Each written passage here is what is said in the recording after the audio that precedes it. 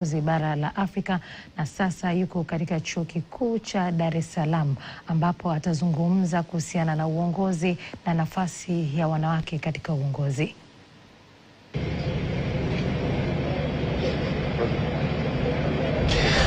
Asante sana Safina Yasini kutoka studio zetu hapa Mikocheni jijini Dar es Salaam. Amani iwe nawe mtazamaji popote pale ulipo na karibu katika matangazo haya mubashara kutoka chuo kikuu cha Dar es Salaam, ikiwa ni siku ya pili ya ziara ya Rais wa Jamhuri ya Namibia Netumbo Nandi-Ndaitwah, ambapo hii leo ametembelea kituo cha urithi cha ukombozi wa bara la Afrika, na vile vile atakuwa na muhadhara katika chuo kikuu cha Dar es Salaam, na sisi tuko hapa kushuhudia muhadhara huo wazi, na tayari Rais Netumbo Nandi-Ndaitwah amefika hapa salimiana na mkuu wa chuo Dr. Kikwete pamoja na maafisa wengine waandamizi wa chuo kikuu na maafisa wengine pia ambao wanahusika na wizara ya masuala ya elimu.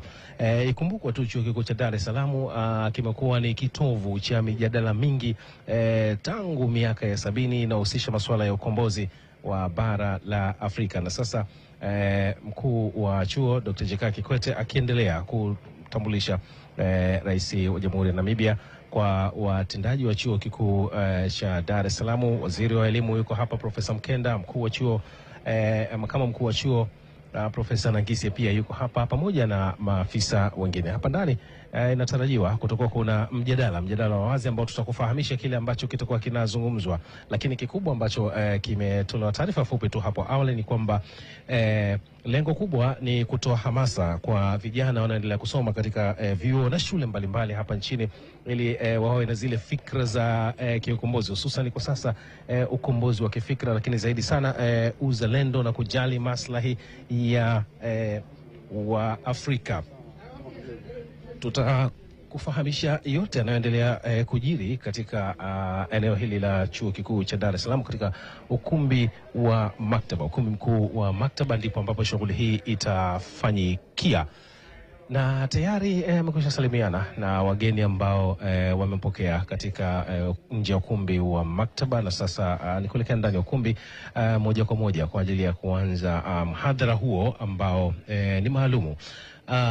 Ikumbukwe hapo jana wakati akizungumza na mwenyeji wake Rais Samia Suluhu Hassan ni kwamba alisema angependa kushiriki tena katika chuo kikuu cha Dar es Salaam katika mijadala ambayo hata yeye akiwa akiishi Tanzania wakati ule akijishughulisha na masuala ya harakati za ukombozi kupitia chama cha SWAPO, ni kwamba alikuwa akipata fursa na kuhusishwa na watendaji mbalimbali kuhusu swala zima la ukombozi wa bara la Afrika. Na sasa mtazamaji, tutaendelea kukufahamisha kile ambacho kinaendelea katika ukumbi huu, na mwenzangu bila shaka Safina Yasini unanipata kwa ajili ya kile ambacho kinaendelea hapo.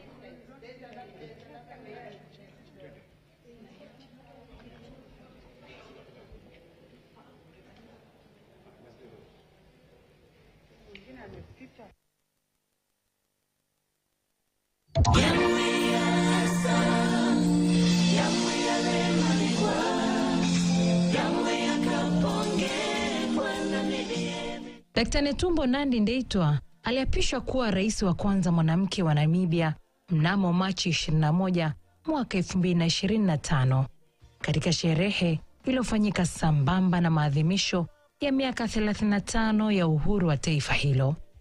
Alichaguliwa kupitia chama tawala cha SWAPO baada ya kushinda uchaguzi wa Novemba 24 kwa asilimia 58 ya kura.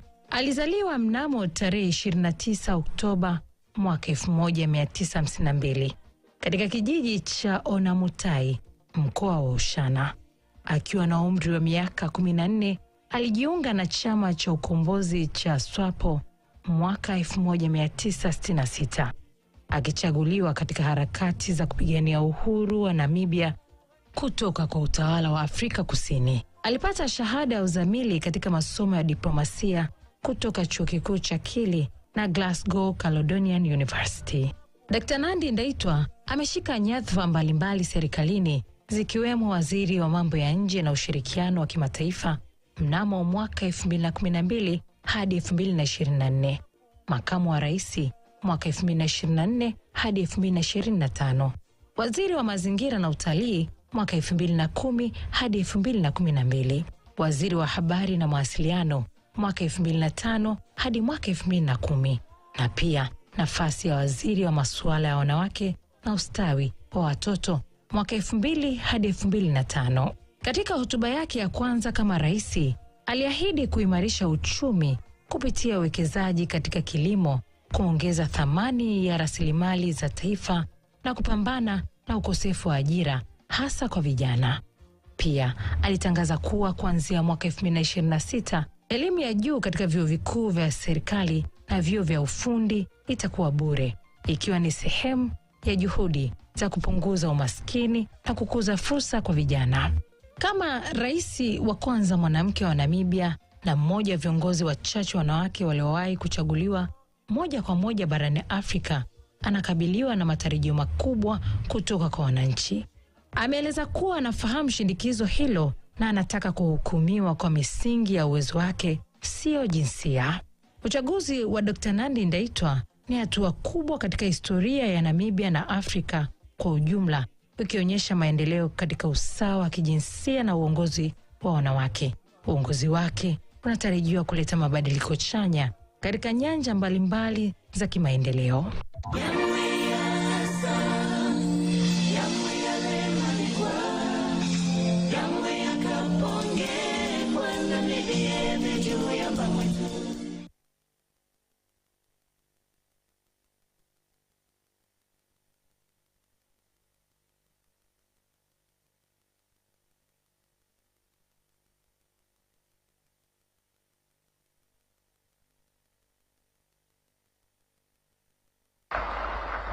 I'm sure photographers have. Naam, na mtazamaji, karibu sasa katika shughuli nzima ya mhadhara huu ambao unafanyika katika ukumbi wa maktaba chuo kikuu cha Dar es Salaam, ambapo Rais Netumbo Nandi Ndaitwah, rais wa Jamhuri ya Namibia, akiwa na mwenyeji wake Dr. Jakaya Kikwete, mkuu wa chuo kikuu cha Dar es Salaam, wako hapa kwa ajili ya mhadhara mahususi kabisa wa toa hamasa kwa vijana mbalimbali wanaosoma hivi sasa kwenye chuo hiki na wengine wengi. Na sasa mtazamaji, karibu tufuatilie kile ambacho kinazungumzwa katika mhadhara huu. Prime Minister and Minister of Mines, Energy and Industry, Honorable Natangwe Ifete, Republic of Namibia.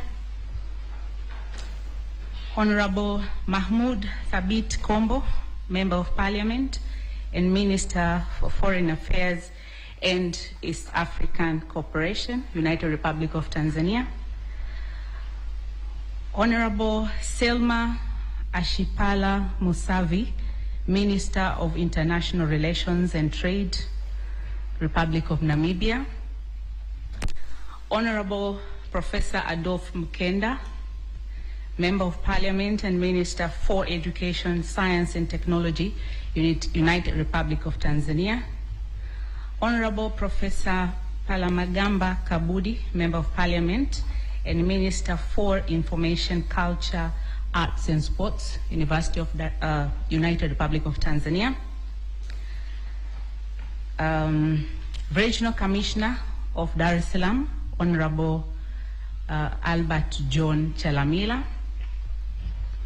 Your Excellency Lebius Tangeni Tobias, High Commissioner of Namibia to Tanzania. Ambassador Mwanaidi Maja, Chairperson of the Council of the University of Dar es Salaam. Honorable Ministers and Senior Government Officials from the Republic of Namibia. Professor William Anangisye, Vice Chancellor, University of Dar es Salaam. Retired Tanzanian ambassadors, Your Excellencies, members of the diplomatic corps and representatives of the international organizations in Tanzania, Deputy Vice Chancellors from the University of Dar es Salaam, District Commissioner, Honorable Albert Msando, District Commissioner of Ubungo Municipality, government officials, distinguished guests, principals, deans, and directors of the University of Dar es Salaam, professors, faculty members, students from secondary school, primary school, and university, brothers and sisters from Namibia present here today, ladies and gentlemen, good afternoon. I want to feel the energy in the room. Good afternoon. That is better. My name is Rehema James Muniko. I'm from the School of Journalism and Mass Communication of the University of Dar es Salaam. Right. Your Excellency, we are deeply honored and privileged to have you here with us. And surely this is a day that is going to be remembered. It has been kept in the history of the University of Dar es Salaam to have had the privilege of having you, Your Excellency, here with us to present to us the public lecture titled Inspiring Women to Break Barriers in Leadership Positions. And we are going to hear a personal experience. I know and I've learned that you once lived in Magomeni, and allow me to say this in Swahili. Karibu sana Tanzania, karibu Chuo Kikuu cha Dar es Salaam. Tunakupenda, karibu sana. Without further ado, I would like to invite the Vice Chancellor, Professor William Anangisye, for the welcome remarks. And then he will invite Professor Adolf Mkenda, Minister of Education, Science and Technology, for the remarks from the government. Karibu sana, Professor. A round of applause as he approaches the podium.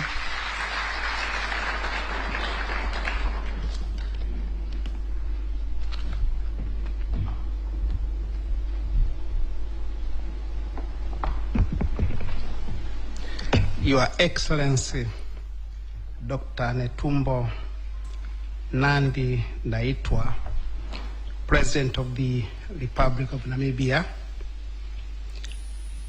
His Excellency, First Gentleman Lieutenant General Retired Epaphras Denga Ndaitwah, Your Excellency, Dr. Jakaya Mrisho Kikwete, former President of Tanzania and Chancellor of the University of Dar es Salaam, Honorable Natangwa Ifedha, Deputy Prime Minister, Ministry of Mines, Energy, Republic of Namibia, all ministers from Namibia and Tanzania, all protocol observed. Good afternoon. It is with immense honor and heartfelt joy that I welcome you all to the University of Dar es Salaam on this historic occasion. Today we are privileged to host Her Excellency Dr. Netumbo Nandi Ndaitwah, President of the Republic of Namibia, a distinguished daughter of our beloved continent, Africa. Her presence here to deliver a public lecture marks a defining moment in our university's continuing commitment to intellectual engagement and Pan-African dialogue. Your Excellency, your visit holds deep significance on several fronts. First, it affirms the enduring bonds between the University of Dar es Salaam and the Republic of Namibia, ties forged in the crucible of Africa's liberation struggles and cemented through a shared vision of freedom, justice, and prosperity. Secondly, it gives us cause of celebration. Your recent elevation to the President's marks not only a national milestone for Namibia, but also a continental achievement for gender equity and inclusive leadership. You stand as Namibia's first female head of state, and so doing, you inspire millions across Africa and beyond. We at the University of Dar es Salaam take the special pride in this moment. In 2020, we had the honor of conferring upon you the degree of Honorary Doctor of Philosophy in recognition of your exceptional contributions to diplomacy, political leadership, and gender equality. Your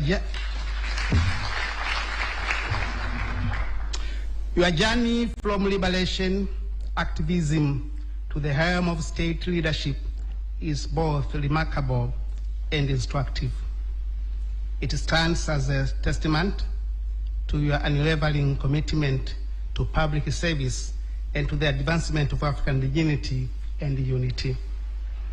Your Excellency, your story is closely intertwined with the legacy of the University of Dar es Salaam as a crucible of revolutionary thought and a beacon of Pan-African scholarship.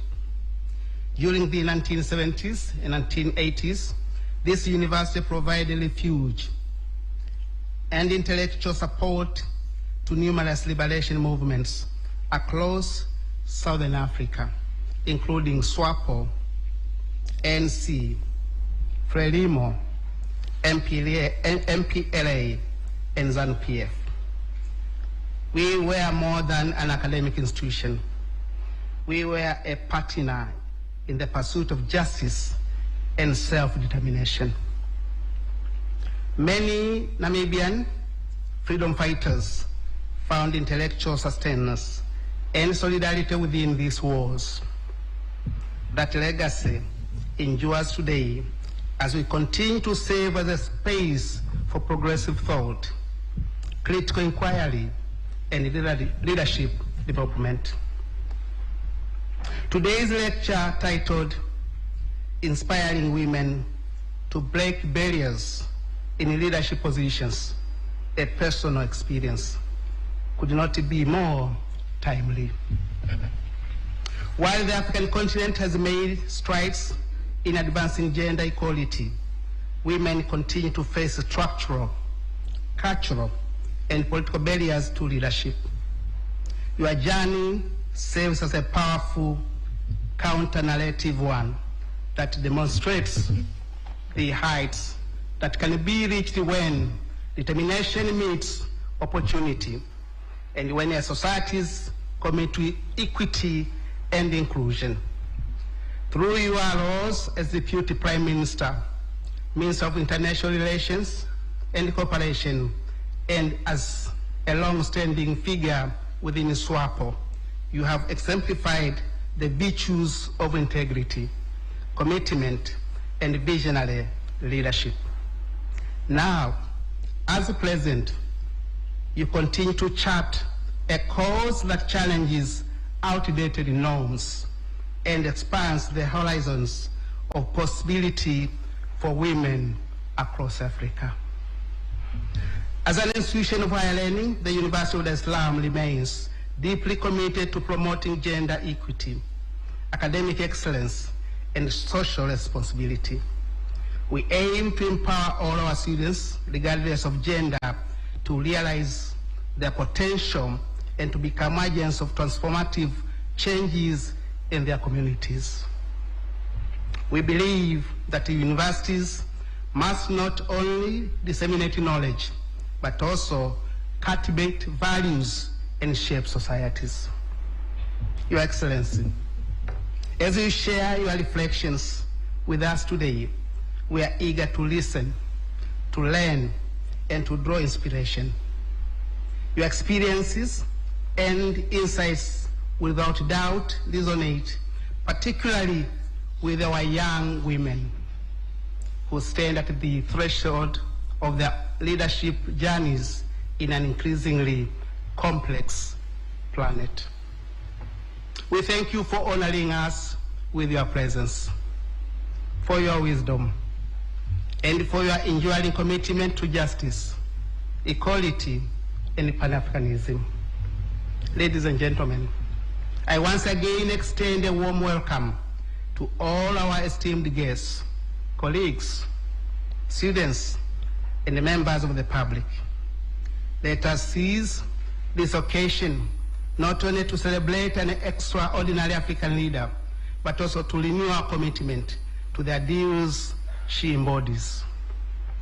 May this be a moment of deep reflection, collective inspiration, and renewed resolve to build a more just, inclusive, and united Africa. Asanteni sana.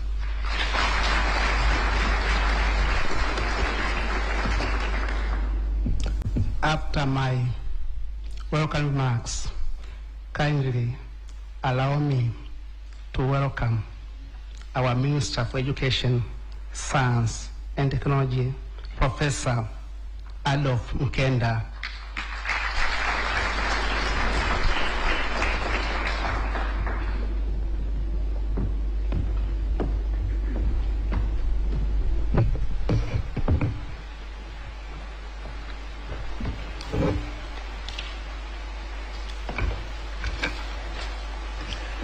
Your Excellency, Dr. Netumbo Nandi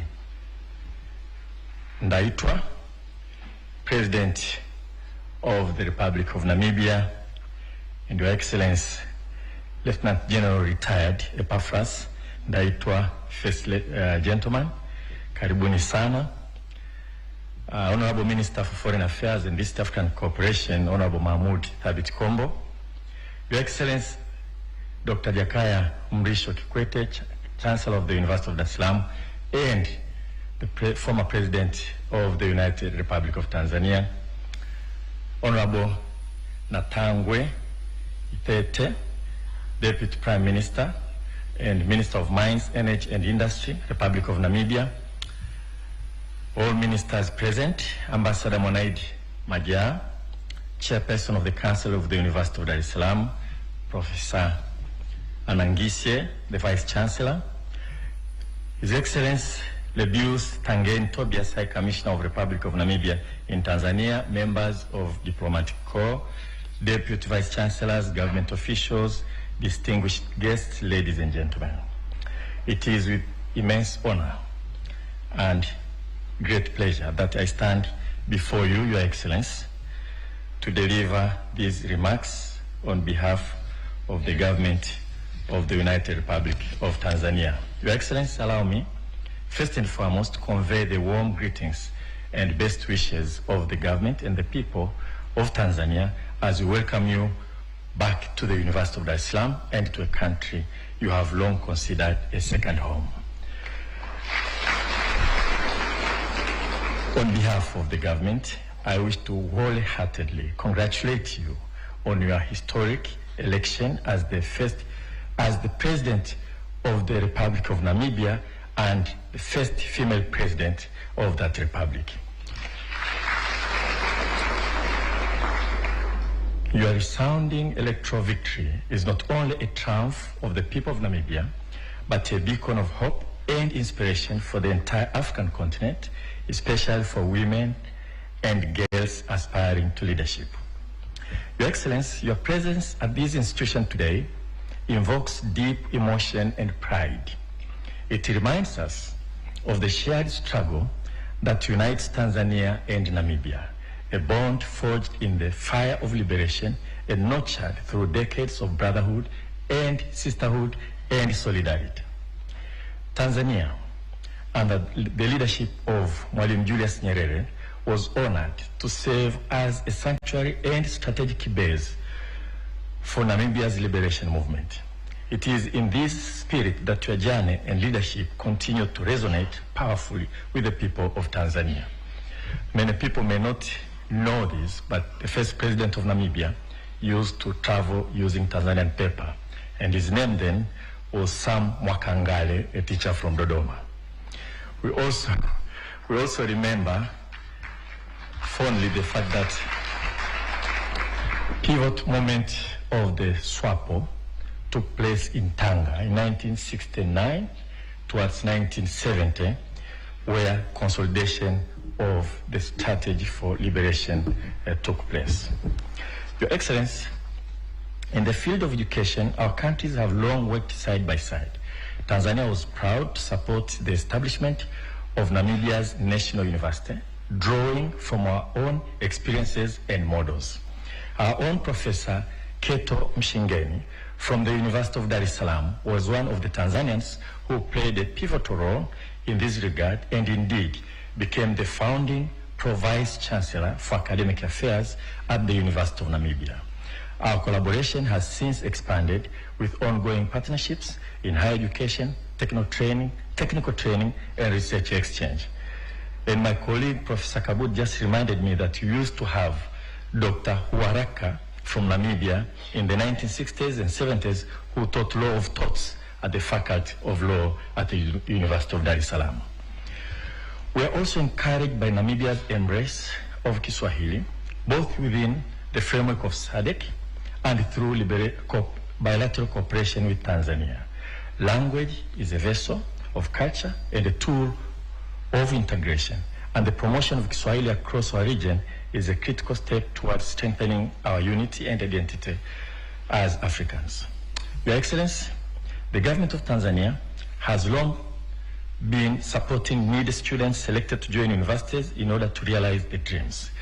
Most important, under the leadership of Her Excellency Dr. Samia Suluhu Hassan, we have started a journey to ensure that we have gender parity at all levels of education. We have managed to acquire that at the lower level, at the universities. In many faculties and schools now, we have gender parities, and sometimes actually we have more girls than boys at the university in certain departments. Also, under her leadership, we have managed to start to implement scholarship programs that not only afford students who perform well to be offered scholarship by the government, but also we look to ensure equity both in gender and in terms of those who come from disadvantaged areas.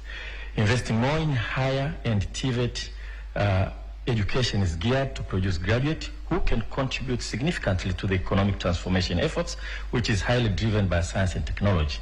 The University of Dar es Salaam is proud to be associated with your legacy.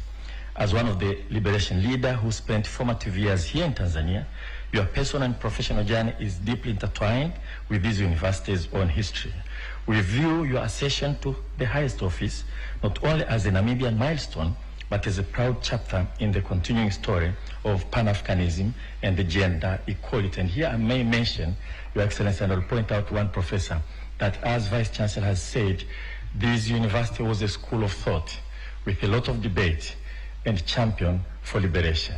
Professor Isa Shivji is one among them, and some of the students here used to go to the front line in the struggle for liberation in Southern Africa. Your Excellency, you joined the liberation struggle while you are still a teenager. You sacrificed your life, risk everything in order to liberate your country and fight for justice and equality in your country. Namibia and Tanzania are like twins in their commitment to advancing women's political participation. Your leadership, alongside Tanzania's ongoing reforms to elevate women in governance, offers a powerful model for the continent. We must continue to walk this path together, amplifying women's voices in decision-making spaces and building institutions that reflect our shared values of equity, dignity, and inclusion. Your Excellency, on behalf of the Ministry of Education, Science and Technology, I thank you most sincerely for gracing this university with your presence, for your thoughtful lecture that you are awaiting eagerly, and for the enduring partnership we continue to inspire between our two great nations. Asante sana kwa kunisikiliza. Thank you very much for your kind attention.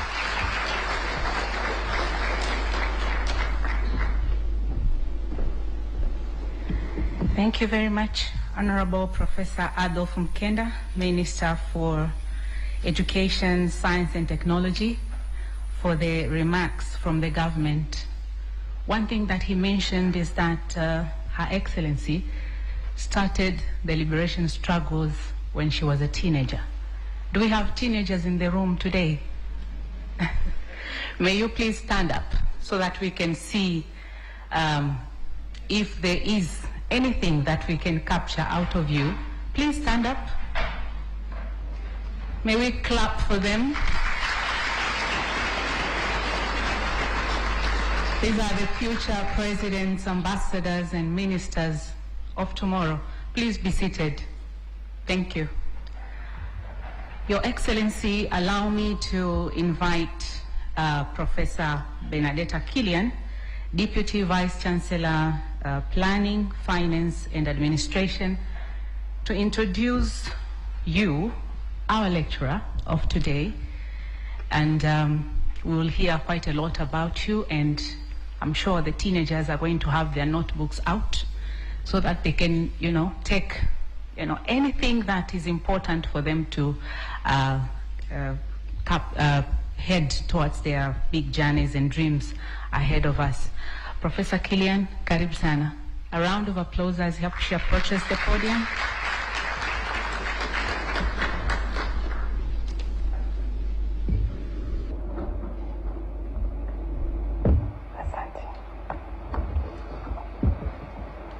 Your Excellency, Dr. Netumbo Nandi-Ndaitwah, President of the Republic of Namibia, His Excellency, our First Gentleman, Lieutenant General, retired, Epiphras Denga-Ndaitwah, Your Excellency, Dr. Jakaya Mrisho Kikwete, the Chancellor of the University of Dar es Salaam, our boss, and the former President of the United Republic of Tanzania, the Deputy Minister from the Republic of Namibia, our Minister of Foreign Affairs and East African Cooperation, all distinguished guests. I salute you, I respect you.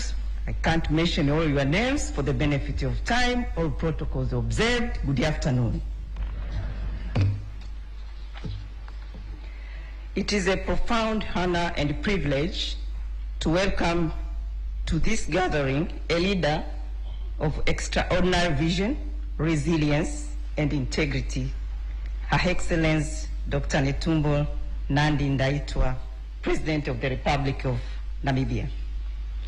Your Excellency, welcome to the University of Dar es Salaam, an institution with a proud legacy of nurturing leaders, thinkers, and freedom fighters who have shaped African path.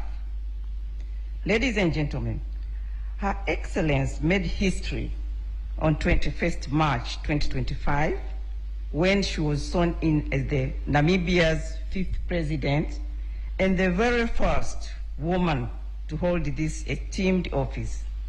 And by doing so, joining a group of only 28 women in the world who hold such position today.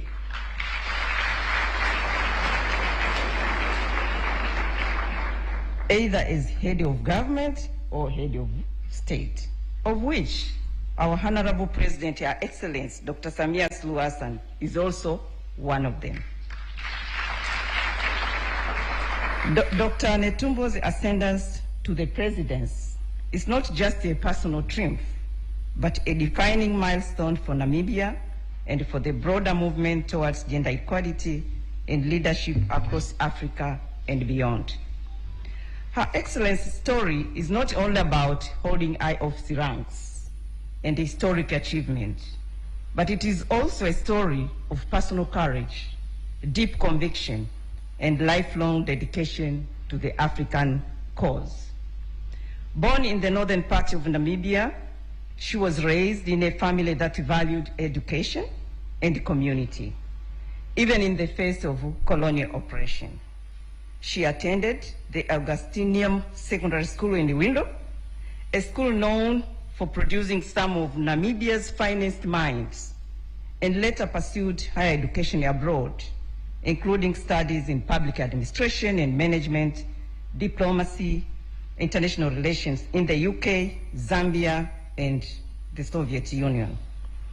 Dr. Nandi-Ndaitwah's commitment to public service spans over 50 years. But what makes her story especially powerful is that her path was not just of academic pursuit, it was also one of sacrifice, She left her homeland as a teenager to join the liberation movement in exile, dedicating her youth to fight for Namibia's independence. Her journey began in 1966, when I was born, when she joined the SWAPO Youth League as a teenager. At the age of 14, you can only imagine at the age of 14, her political activities led to her arrest and imprisonment in 1973. At the age of 22, she left her home country, to join the liberation struggle in exile, a decision that would shape her destiny and that of our nation. From Central and East Africa, she served as a diplomat and a representative of SWAPO, building international alliances and advocating for Namibia's independence. Her time in Dar es Salaam is a powerful reminder of the shared history between Namibia and Tanzania, of the solidarity that bound our nations in the struggle for independence, and the Pan-African spirit that continues to unite us today. That was the period when Julius Nyerere, the former Tanzanian president, the founder of our nations, the father of our nation, the chair of the frontline states by then, used to call Netumbo Nandi Mama SWAPO, when she served as the chief representative of SWAPO in East Africa and the OAU Liberation Committee between 1980 to 1986. In this capacity, Dr. Netumbo Nandi Ndaitwah was able to attend most of the meetings of the frontline states, and she was accorded a permanent seat on the plane of His Excellency Julius Mwalimu Nyerere, President of the United Republic of Tanzania by then. While in Dar es Salaam, she had an opportunity to regularly address the first-year students at the Department of Political Science of the University of Dar es Salaam, of which I belong. So you can say she's our alumni. She's not just a state woman, she's a sister of this soil. And her story resonates deeply with many of us, especially the students who are here, because it speaks to the power of perseverance, education, and determination. Since the country gained its independence in 1990, Her Excellency has remained at the forefront of national governance, holding a series of senior government roles, including Minister of Information and Broadcasting, Minister of Environment and Tourism, Minister of Women Affairs and Child Welfare, and Deputy Prime Minister, and Minister of International Relations and Cooperation. She was later elected Vice President of the ruling SWAPO party and became its first female presidential candidate. Internationally, Dr. Nandi Ndaitwah is widely recognized for her advocacy on gender equality and human rights. She played a pivotal role as a rapporteur general at the 1995 Fourth World Conference on Women in Beijing, and was instrumental in shaping international policy on women, peace, and security. At home, she has been a driving force behind key legislation aimed at protecting families and promoting equality. Upon assuming the highest office, President Dr. Nandi Ndaitwah is already widely praised for operating under the principle of minimum government for maximum governance, with a 14-member cabinet, of which 57% are women, and thereby placing Namibia on top in Africa for having more female cabinet members, far above the continental average of 23%. Indeed, Namibia is the only country in Africa where both president and the vice president are women. The University of Dar es Salaam is very proud to have made a well-deserved decision of conferring to you the honorary doctorate back in 2020 in recognition of your remarkable and impactful leadership journey. Beyond the political sphere, Her Excellency is a woman of great personal strength. I did a lot of Googling to find out. Is a woman of great personal strength, humility, warmth, a loving wife, a proud mother of 3, and someone who understands the everyday challenges and hopes of ordinary citizens. Certainly, Dar es Salaam brings special memories for both of you, to Her Excellence and to the first gentleman, as it was here where the two got married.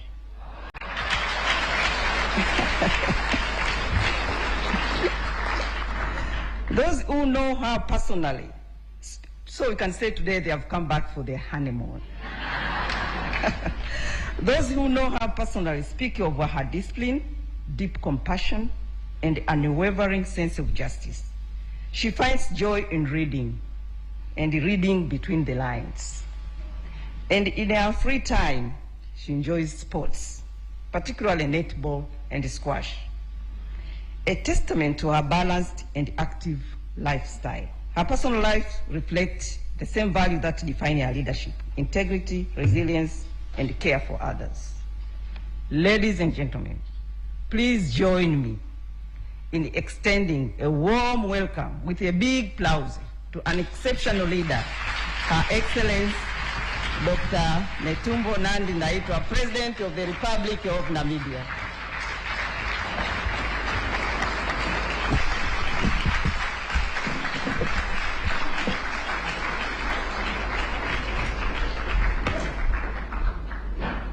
Asante sana, kaa tafadhali.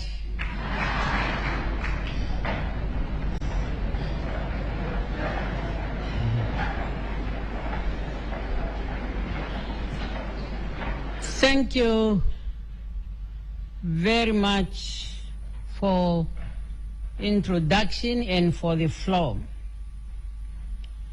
Your Excellency, Dr. Jakaya Mwisho Kikwete, Chancellor of the University of Dar es Salaam and former President of the United Republic of Tanzania, I sincerely request that I stand on the protocol established and to recognize all of you as already recognized by the Director of Ceremonies and all those who spoke before me. Thank you for your understanding. Director of Ceremonies, first, I know in the academic world, the proper recording is very critical because you can be challenged at any time. I just want to say my elder brother attended high school at Agustinium. Personally, I attended high school at St. Mary's Mission, Odibo, northern Namibia, just closer to the Angolan border. It's just for the university really to have it properly recorded. Having said that, it's a great pleasure for me, Your Excellency, Vice Chancellor. You may recall, in addition to many visits that I visited Dar es Salaam University before Namibia's independence, I noted that today is the second day I'm appearing in this hall, whereby the first time I was asked to give a public lecture on the SADC integration. And Your Excellency, you also accompanied me on that particular day. I was here attending the SADC summit, and then I was asked to come and share my views on the integration of SADC. Today, I'm honored to be back at the University of Dar es Salaam, truly my home, as this is the place where I was honored when I was awarded a honorary doctorate of Doctor of Letters. Again, it was you, Your Excellency, who officiated on that particular occasion when I was honored in 2020. And this has really made me to be part of the Dar es Salaam family, with no doubt. Today, I've been requested to have a conversation with you, and I'm given a specific topic, namely inspiring women to break barriers in leadership position, a personal experience from myself. This is one of the difficult topics for me.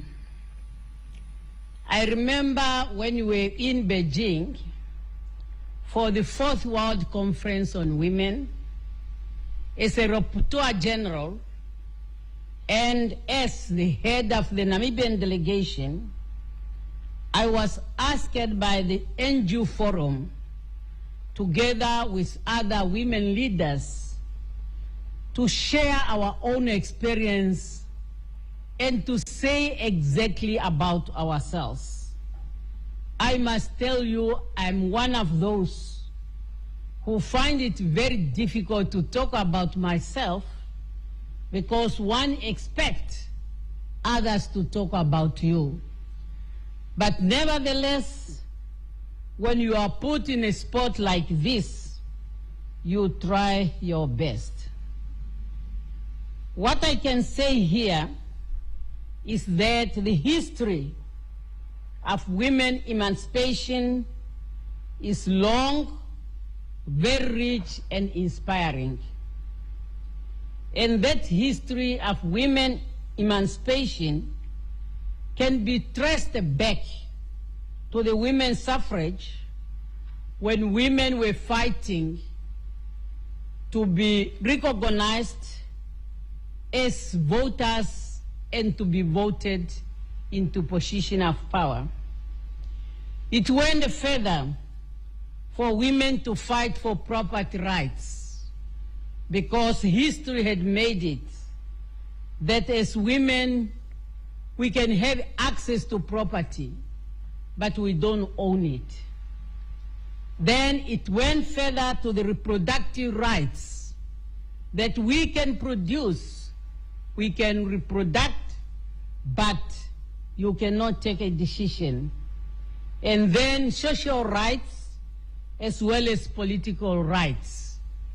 All these are different stages on which women have to go through to reach where we are today.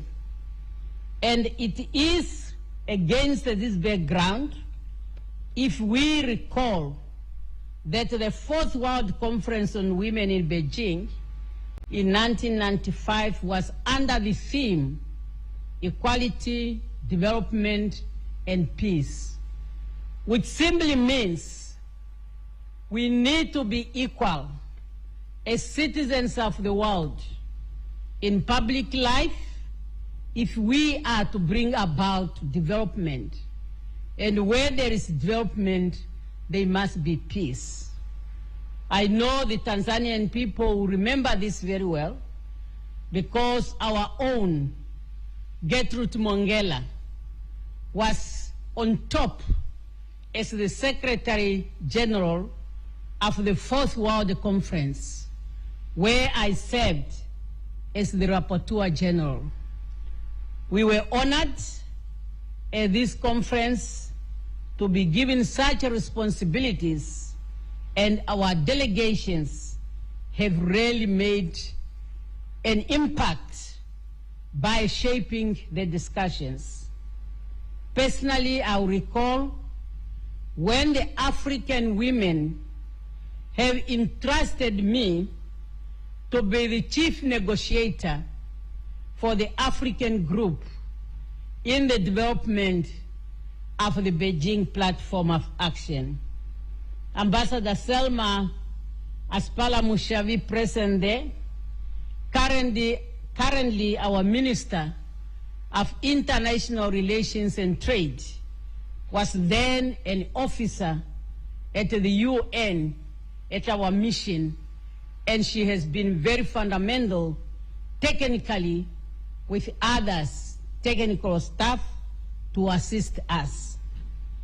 In the process of developing the plan of action, the Beijing Plan of Action, we realized that something was missing.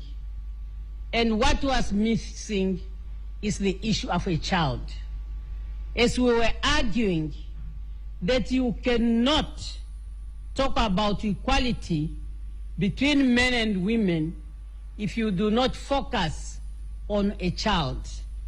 We then tried to introduce a critical area which is entitled a child.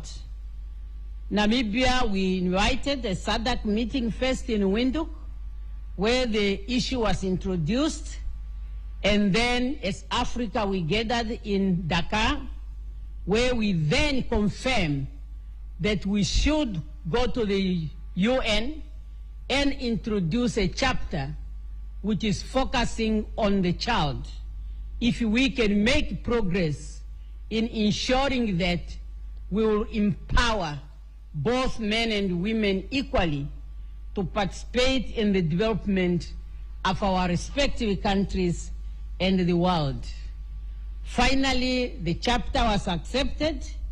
However, to read together with other chapters, it was changed to read the girl child. But if you read through, that chapter is talking about a child. How do we bring about a child?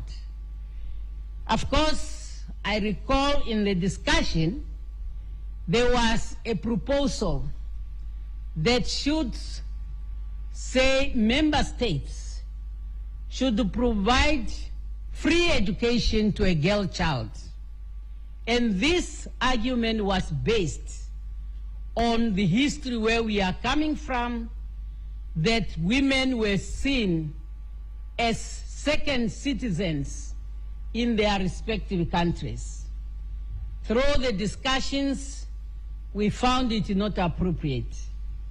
I recall very well, Namibia was very strong against such a proposal. When we say if we do that, the girl child is going to be victimized. I remember joking between myself and Meme Mongela. She was there on the podium. I was sitting on the Namibian desk. When I made that intervention, she sent a note to me, say, I'm going to take a floor and tell the conference, don't listen to the minister from Namibia. There is a conflict of interest. She has only boys. So we start laughing across the floor. But we really felt it will not help us to focus just on the girls, on the way we felt it will assist them. But had we decided that way, it was not going to be helpful to them. Let me then say that for anyone to reach your destiny, definitely you need to be focused, you need to be disciplined, and I'm convinced, for me, and I can say for my sister, Her Excellency Dr. Samia Suluhu Hassan, President of the Republic of Tanzania, and those who reached our level, that has been our guiding principle. I know with President Hassan, we even shared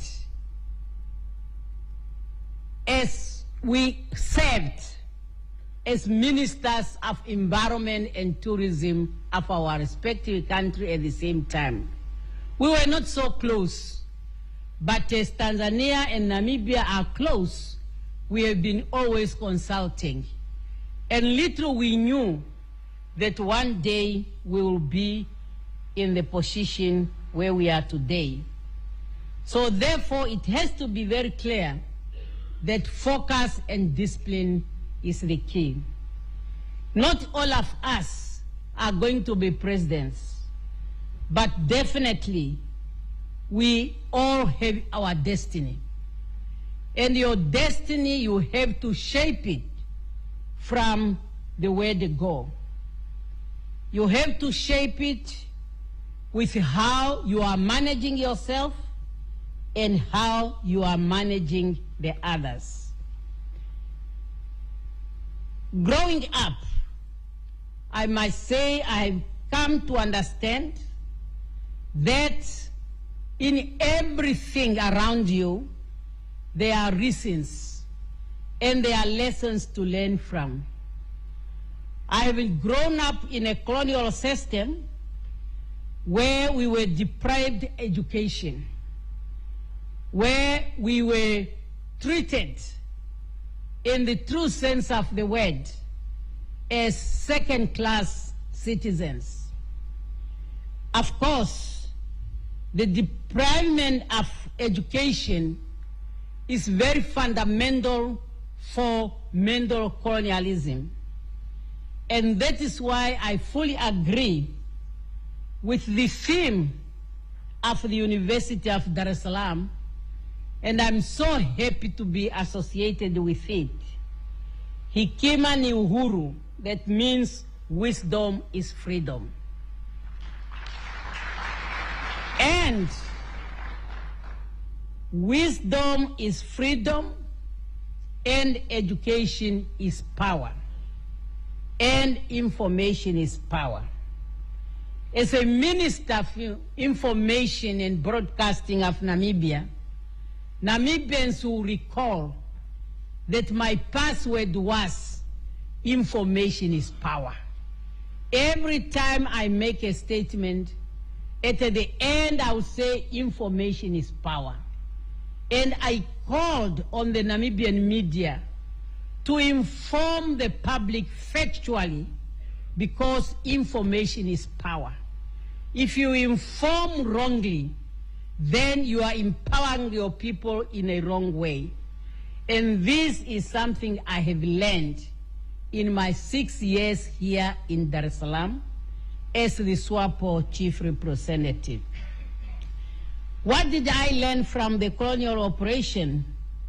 I have learned to be focused, and I have learned to understand the situation around you and how best you can handle that situation.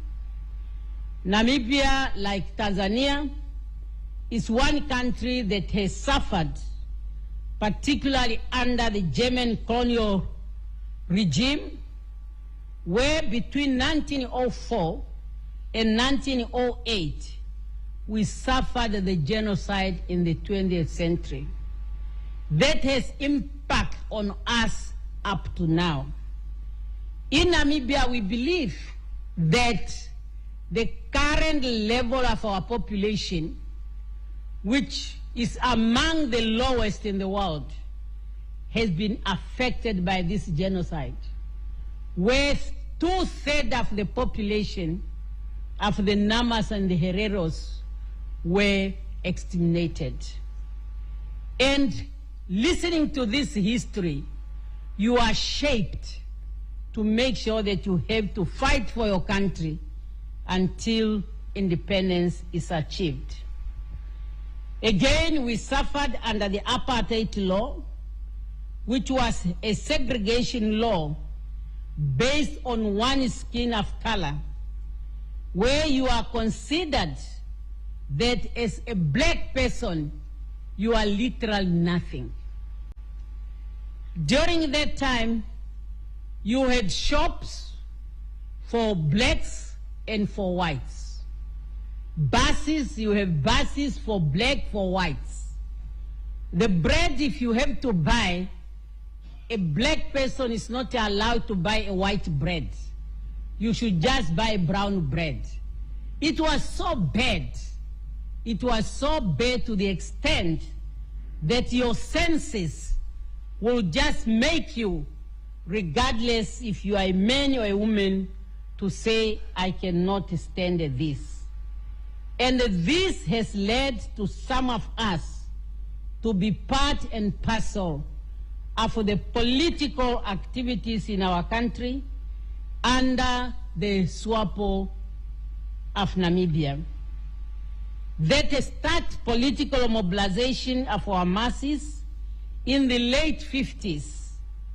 And of course, on the 19th April 1960, SWAPO was then firmly established as a liberation movement in Namibia, whereby our leaders, particularly our first president, founding President Sam Nujoma, have to go out and look for international support.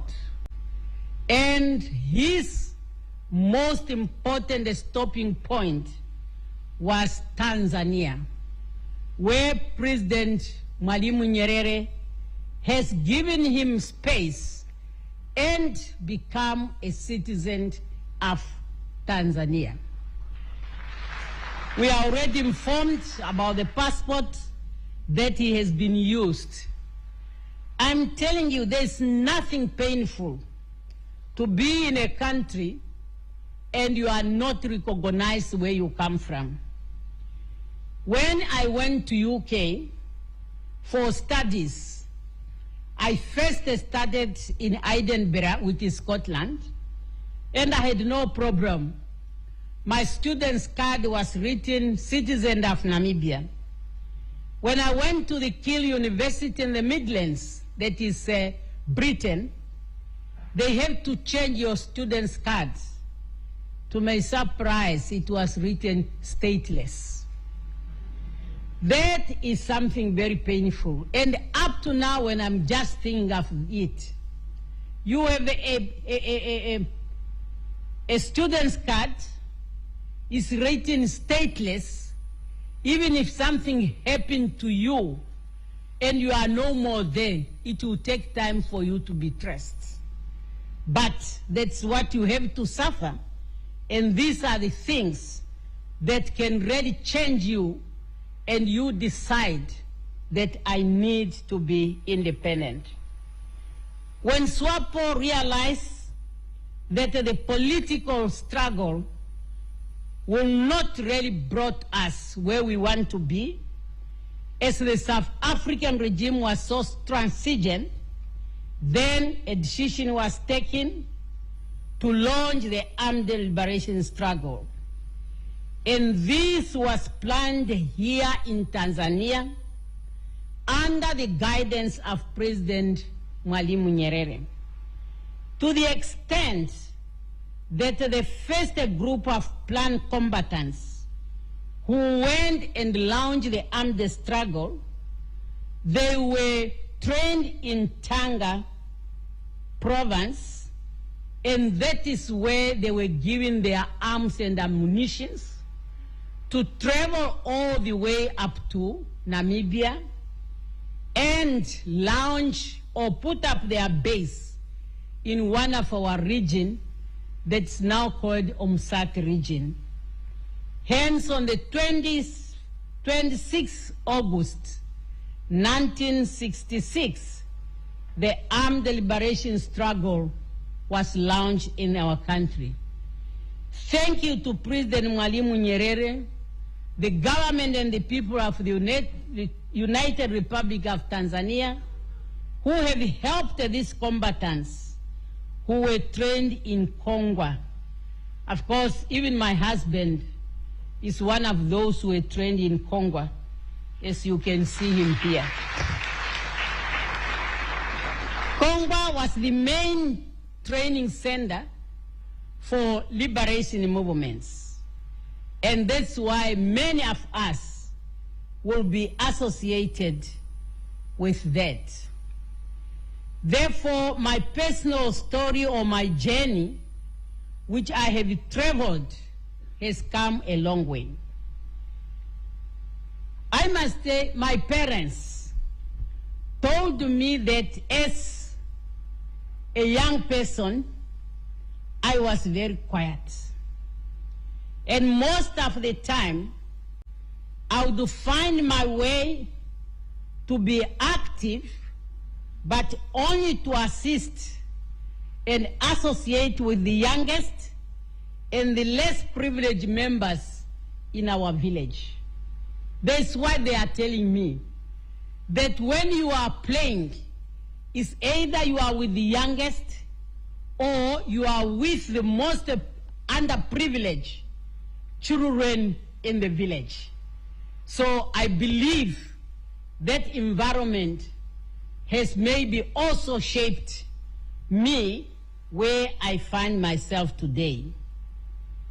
And I'm here to share my experience, to motivate the girl child, and of course, the boy's child. You see, leadership, anyone can become a leader, a man or a woman, but we cannot be leaders in the same fields, but different fields. And in the way you are growing, there are so many factors that can influence you. I have to tell you, maybe even Namibians are going to hear this for the first time.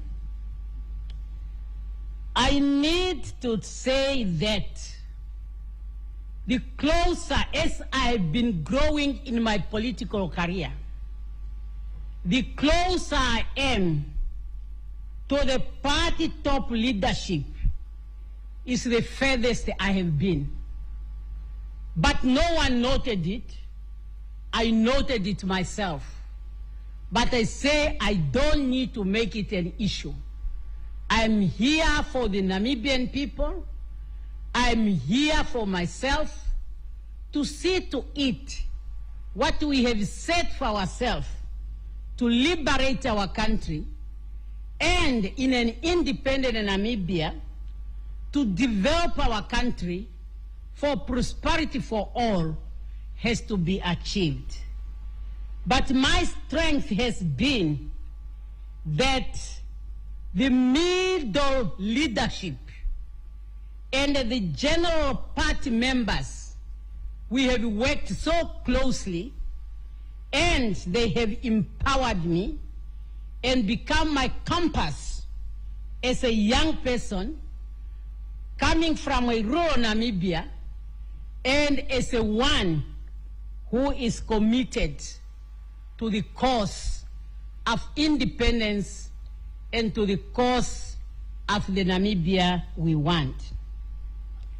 I started my political journey, as mentioned, as a teenager, and this has really been a blessing for me in the sense that I can claim to have seen it all.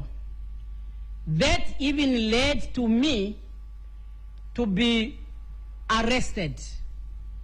And this became when the SWAPO met at the Tanga Consultative Conference, 1969-1970, the movement has decided to intensify political mobilization, where it was agreed that we must have different wings in our party, namely the Elders Council, who should mobilize people of their age, the Women Council, to focus on the women, and the SWAPO Youth League.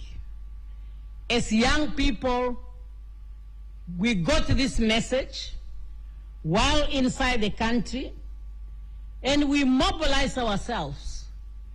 And in the 70s, the SWAPO Youth League became very active in Namibia, working together with the workers. And one of the outcomes was the general workers' strike, which paralyzed almost the mining and the farming sector in our country. It was during that time that my colleagues, the youth, elected me to be the chairperson of the SWAP Youth League in Ovamboland, northern Namibia. This is the area where you have the majority of the population, and in today's Namibia is divided in 4 regions. But before that, we were only having it as one, and that's where I served as the chairperson of the SWAP Youth League. I carried that responsibility with commitment, loyalty, and integrity that has then landed me to be arrested. While in court, it was very interesting because the lawyer, the party has then to look for a lawyer who came to represent us, was trying to argue that according to the South African law, a person under age cannot appear in court. And they were trying to argue that I should not appear in that court. But the magistrate refused. He said there are different situations where the laws can be applied. So I was then sentenced, and having served the 6 months, after that I was sentenced 3 years suspension. And that is after my release, I decided to leave the country. And it was an opportunity time because that was the time when there was a coup in Portugal, Caetano coup. And the situation in Angola, this changed completely. So it was possible for us to travel through Angola to Zambia. I then immediately, together with my 4 colleagues, they were all boys, and I was the leader, being the chairperson of the SWAP Youth League.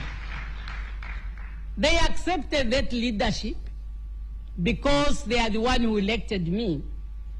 And that's why when we entered Angola, we decided that anyone who's having a penny, give it to the leader to manage it throughout our way.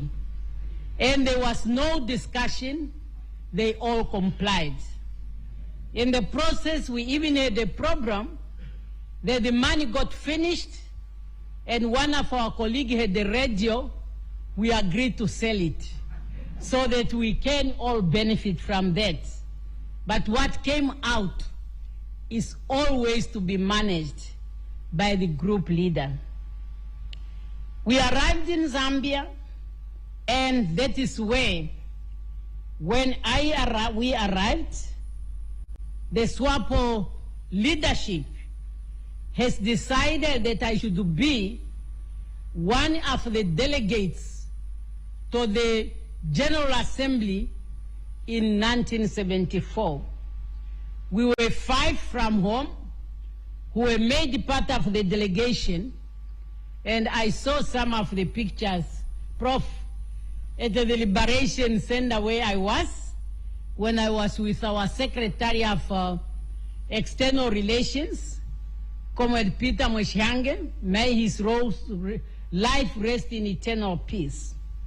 So we then went to New York to present the fresh information from Namibia. Little I knew that was now going to start my journey to be regularly attending the UN General Assembly. But that was my first time to address the UN Decolonization Committee. But I have to tell you, it was not my first time to encounter UN personnel.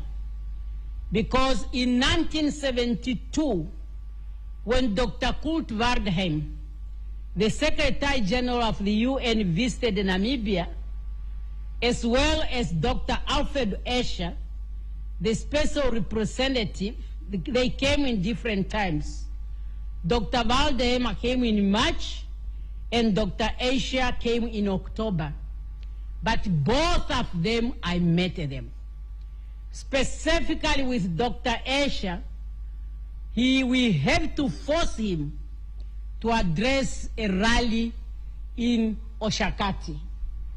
And I had to read a statement on behalf of Namibian people to send a message of Namibian women to the General Assembly. So this has been a focus, that your focus is what can take you where you want to be. Now, this political leadership or political commitment has even made it possible that in absentia in 1976, I was elected a member of the Central Committee of SWAPO at a conference which was enlarged Central Committee meeting that was held in Nampundwe, that is now in Zambia. And from there, I start now to be given different responsibility, starting with being a deputy representative of SWAPO in Central Africa based in Lusaka, and later promoted to be a chief representative, and then transferred to my best station to be the SWAPO chief representative in East Africa based in Dar es Salaam. I was well inducted into Kiswahili. When I arrived at the airport, zero Swahili. Now, these are things that makes you to learn. Eh? So I start talking to the people, and after now I came to learn Swahili. I know the first reaction is, mimi sio mzungu. Sema Kiswahili, sema Kiswahili. Kwa nini wewe unasema Kiswahili? Kwa nini wewe unasema Kiswahili? So I say I must do my best. And to make things worse, now I'll make you laugh, but it's true. The Minister of Foreign Affairs, Salim, yes. Then he said, okay, I'll give the SWAPO chief representative 6 months. If she does not speak Swahili, I'll recommend immediate recall. So now, we were to have the 26th August. And I speak to Madam Kate Kamba. I say, Madam Kamba, now I have this situation. I don't want to go back, and I must speak Swahili. So I say, fine, let us do it.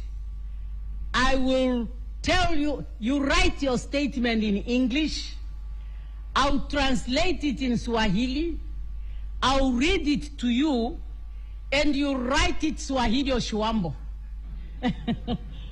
So now, it was Swahili, it was written in Oshwambo, I read it, it was perfect Swahili, so I protected my stay in Dar es Salaam, and that's why I stayed for 6 months. So when you are committed and you know what you want to do, you can do it, whether you are a man or you are a woman. So as young girls, we should not allow anything on the side to take us out of balance. We should not allow that. And there will always be temptation for you to get out of balance. It will never come to an end until maybe they say goodbye to you on this earth. I have experienced it even during the campaigns. both internal and national campaigns. They can say all the stories, but remain focused and never listen as long as you know where you are going to. It's you who know yourself and nobody else. Like now in the world of technology, this social media, there is a lot of character assassination that you must be careful of. There were stories of Netumbo and whatever. And not only people who are far from you, even people who are closer to you.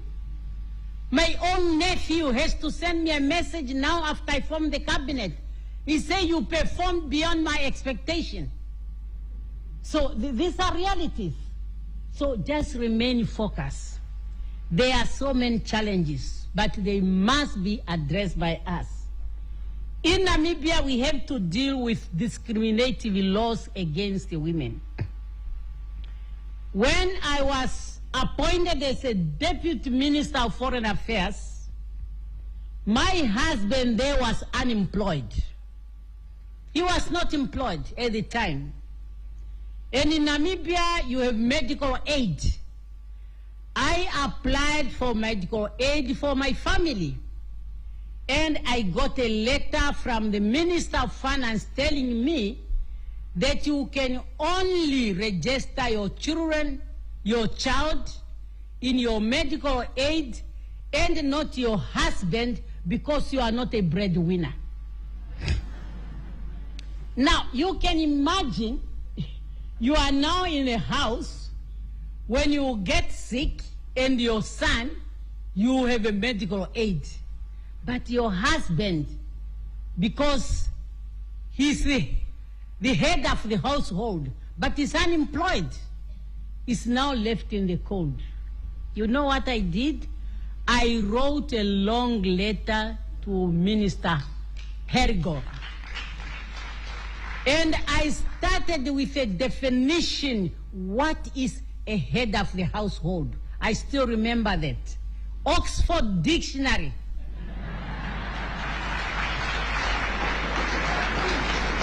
I say, according to Oxford Dictionary, a head of a household is a person who's working, earning a salary in order to sustain the family.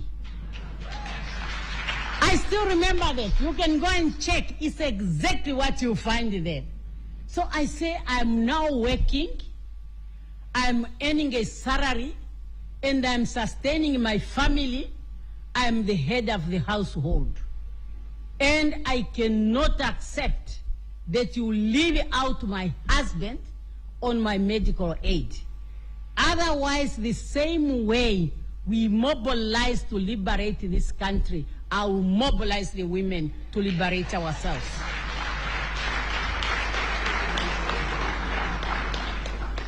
That letter became a cabinet discussion.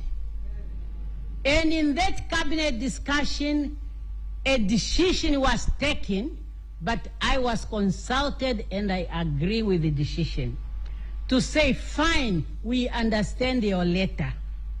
Now, to protect the government, let our law says the one getting the highest salary should register the family into their medical aid. Now, that was very important because you might find a chief executive officer of a big company who's having a spouse in the government, and because they want to exploit the government medical aid, they will ask that one-to-one register, and then they protect their company. So I accepted that one. So now, Namibian women can register their children, their husbands in their medical aid as long as they are the one getting the highest salary. Another challenge we're having is married women. As a married woman at independence, you have no right to buy a car or a house without the signature of your husband. But your husband is at will. They can buy their cars for their whatever, you don't know. And you wouldn't know. So then, again, it was a fight whereby we say we need a law. And that time I was a Minister of Women Affairs and Child Welfare. I was given a responsibility to protect the women and to protect the children. And I must have the laws in place that are protecting them. So we then introduced what we call the Marriage Person Equality Act. It was so painful to our many counterparts, especially the first paragraph, which says the concept of a man as head of the household is hereby abolished. That one took us maybe a month just discussing. By the good thing, women, we were so united, both in the ruling party as well as in the opposition. Our Minister of Justice was very committed, and he became a target of his colleagues. They were saying, Chiriange, may he so rest in peace. Why can't you allow Netumbo to present her bill? Why do you have to be used by her to present that? By today, it has passed, and it is working very well. So, girl child, the sky is the limit. At the party level, we have worked that now it is in the party constitution that in every structure of the SWAPO party, they must be 50-50. So that's why in our parliament, we are now 47%. And this is because SWAPO that is having the majority, our list is a zebra list. A man, a woman, a man, a woman, a man, a woman. And that is how we reach the 47%. Of course, there was no requirement in the forming of the cabinet, but it has come the way it has come.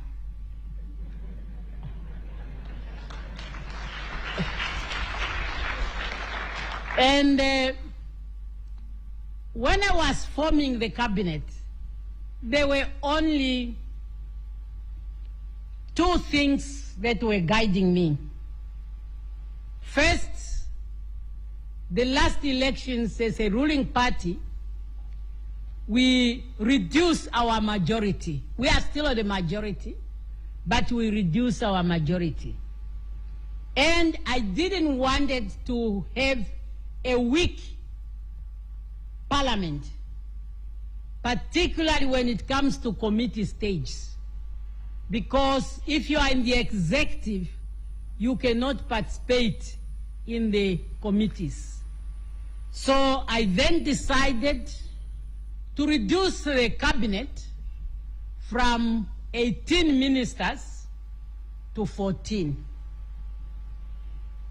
And then, lucky enough, our constitution gives the president to nominate 8 people, non-voting members, to cabinet.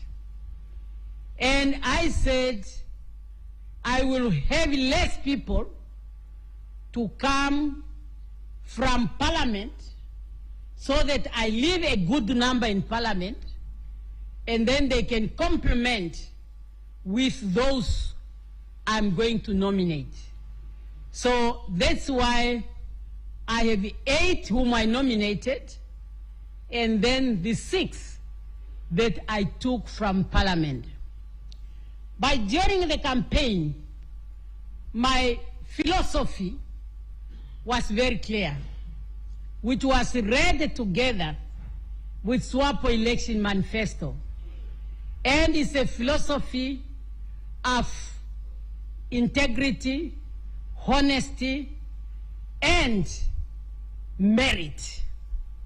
So when I was really forming my cabinet, this is what has been guiding me. And when on the 22nd of March, I got inaugurated on the 21st, and then on the 22nd, I have to form the cabinet. I called the Chief Justice and the public to come and witness the cabinet sworn in. As I was sitting there, and the ministers were sitting in front, I start counting. Then I realized it's 7 men and 7 women.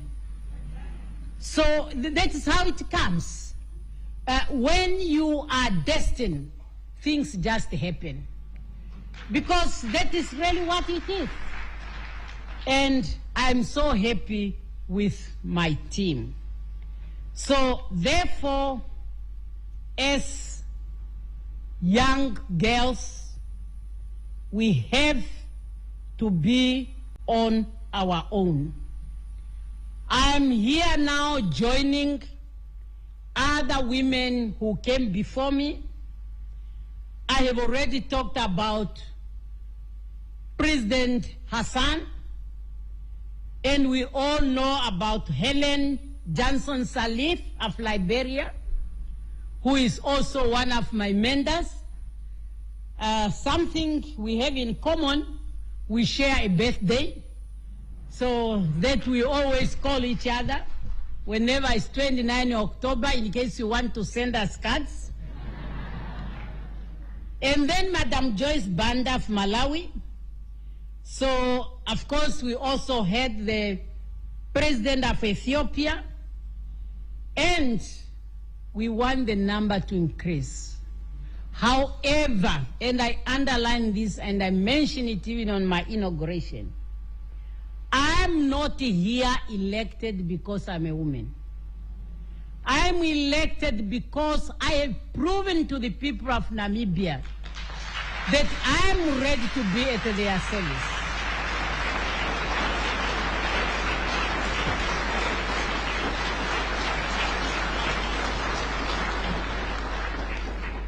Because if I'm here because I'm a woman, I don't want to close doors for other women. I don't want to be seen, as President Kikwete knows, this is a bumpy road. Not everything every time goes as we plan it. And if you just make a little detour, and then as you are coming back, then people say, women have failed, women have failed. But many never failed when such things happened. So it is seen as a human error. So, fellow women, when you are in this position, be yourself. Be yourself, because there will be a lot of temptation to take you out of balance. And those temptations will not only come from men, it will come from the whole society. It will come from nobody's clean on this. It's everybody. So you just need to pursue your career. We can all be leaders. We can all perform. You are lucky, the young people of today. You are not like my generation, particularly in Namibia. You are getting the best education you need. Just make use of it. You are really living in a knowledge-based society. What I have seen today at the Liberation Center there, you see the brain being put into action. And if those who are running the Liberation Center have that brain, what about you? They also went through the University of Dar es Salaam. So you can also do the same. So you are lucky you are not like us those days when we went through the Bantu education. I tell you, when I went to university, I had to write mature entry examination. Because when I left Namibia, I was only in Form 3.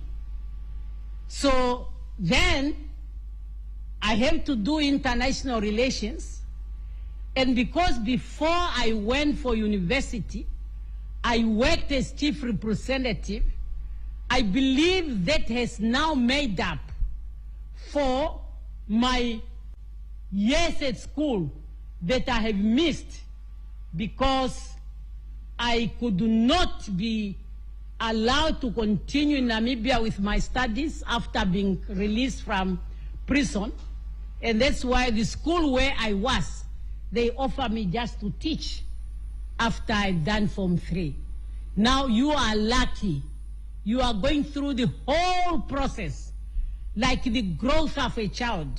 You are born, you are sitting, you are crawling, you start walking, you start running. There is no reason why you cannot deliver. So that is, the sky is the limit.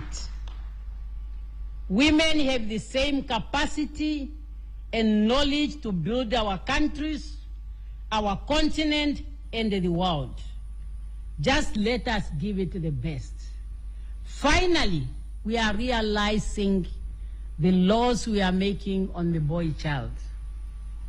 The boy child is lagging behind. In Namibia, we are starting to feel it. And maybe it's a blessing in disguise that in Namibia now we don't have first ladies who focus on girls' empowerment. Now we have a first gentleman, and this is a challenge, has to focus on the boy child. They are remaining behind. When I was in Angola, he remained because that weekend, I'm told we had a conference with 300 young boys under the theme from boyhood to manhood.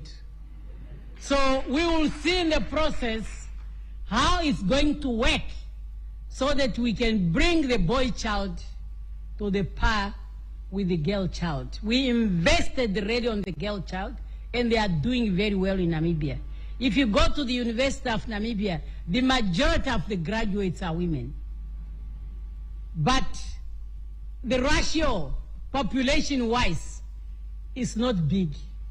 It's just 51% women and 49% men. So you cannot have such a big gap when they are graduating at university. So you want to have a narrow, but really our boys, they are in trouble nowadays. So once again, Your Excellency, the President, I'm always happy to be in Dar es Salaam. And I have really to thank my sister, President Hassan, for the warm welcome and hospitality that she, on behalf of the government and the people of Tanzania, has accorded to me and to give me this opportunity to speak to you. We are very grateful. Tanzania has been with us in happiness and in sorrow. When we lost our third president, President Hassan came. When we lost our founding president, the vice president came. And I was so glad that His Excellency President Hassan has agreed to be my guest speaker on my inauguration. And for me, really, there was no one else I can choose than the President of the United Republic of Tanzania to come and see me through assuming the highest office in the land of the brave. And she really did it very well. Her statement was very inspiring to me and to the Namibian people. I felt really back home, and that was the right decision. Today we are here. Next time we will find time to visit Ilala Boma, where we exchange our votes, time allows. And we are having our unique marriage certificate because it's written in both Kiswahili and Kaingles. Asanteni sana, mimi nimefuraha sana kukaa na wewe hapa Dar es Salaam. Muda sio mrefu, alafu tunaondoka kukaa siku nyingi. Asanteni sana.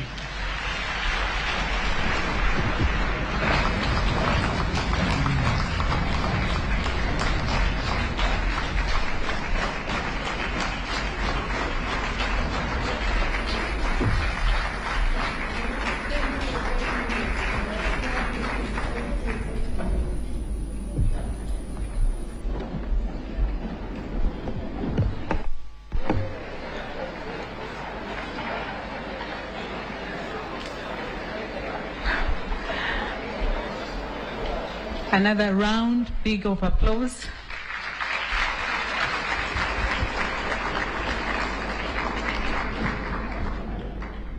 Thank you very, very much, Your Excellency, Dr. Netumbo Nandi Ndaitwa, for sharing with us your personal journey, the struggles and the greatest victories.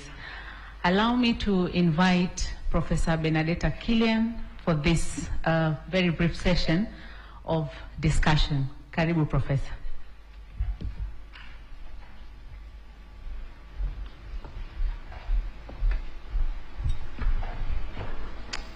Your Excellency, wow, what a powerful speech. Let's put our hands together.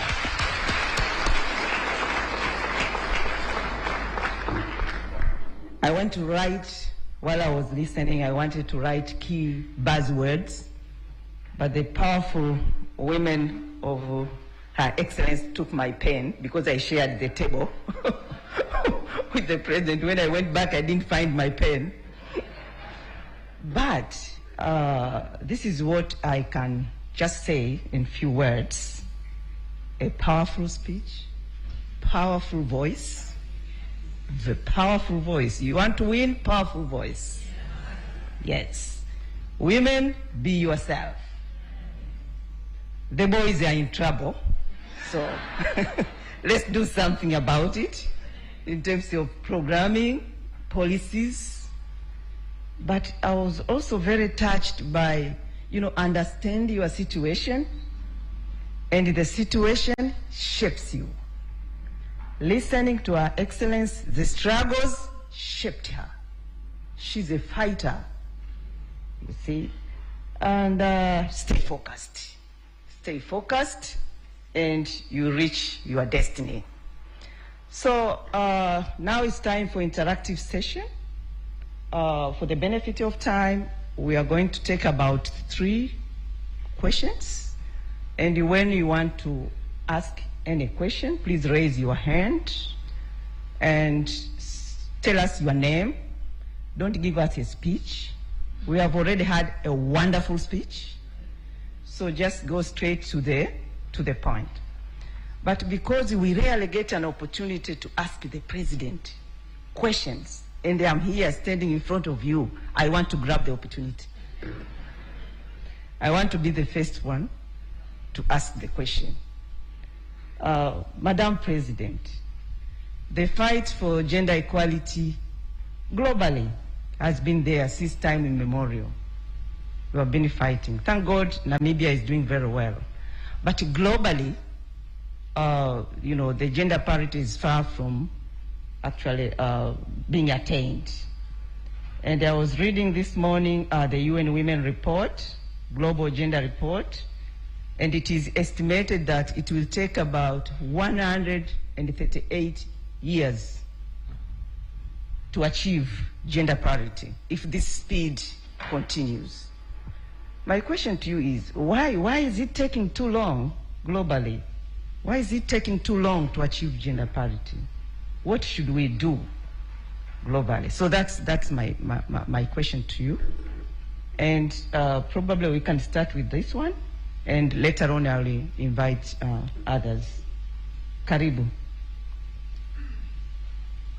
Maybe I say welcome, probably Karibu. Or we take all the questions? Okay.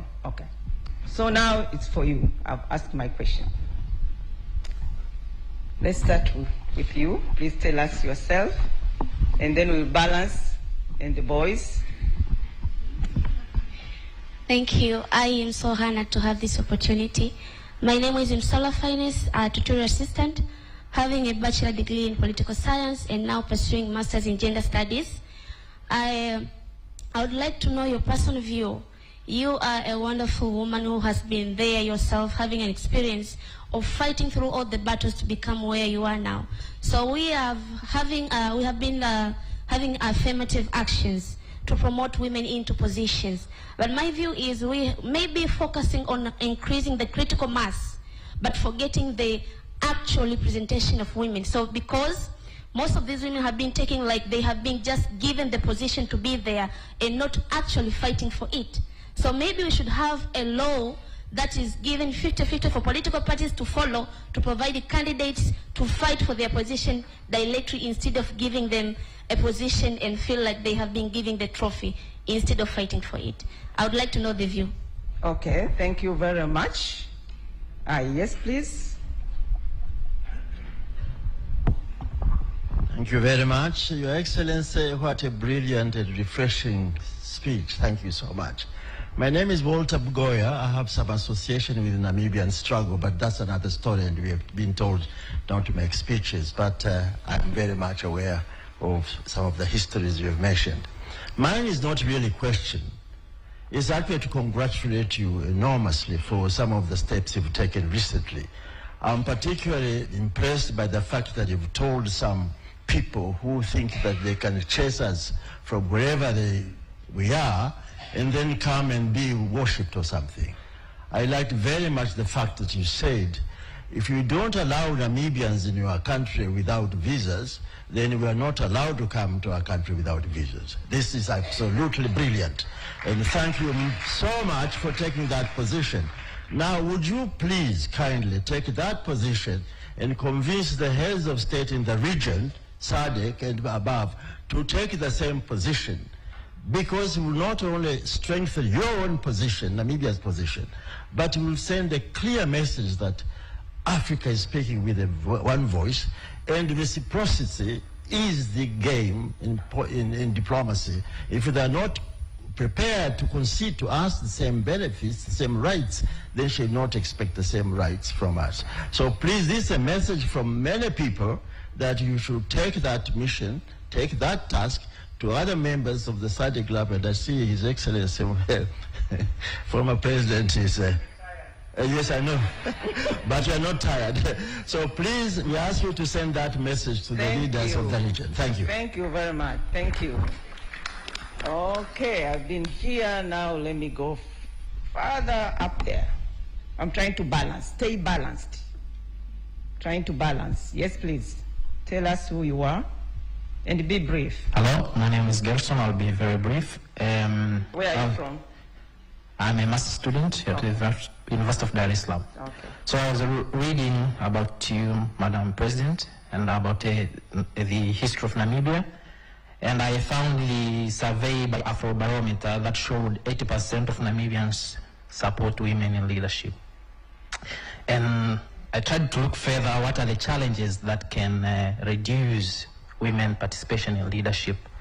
Some are economic, some are, legal and policy challenges, which when I was listening to you, you have started to, make amendment or changes so that women can participate. But what is your plan to change the deep entrenched norms, patriarchal norms in the society? We may change laws and maybe after you, but what about the deep entrenched norms, gendered norms that Thank you very challenges much. women? I think you have made yourself very clear. And the young boy, get the young boys. Yes, please, over there.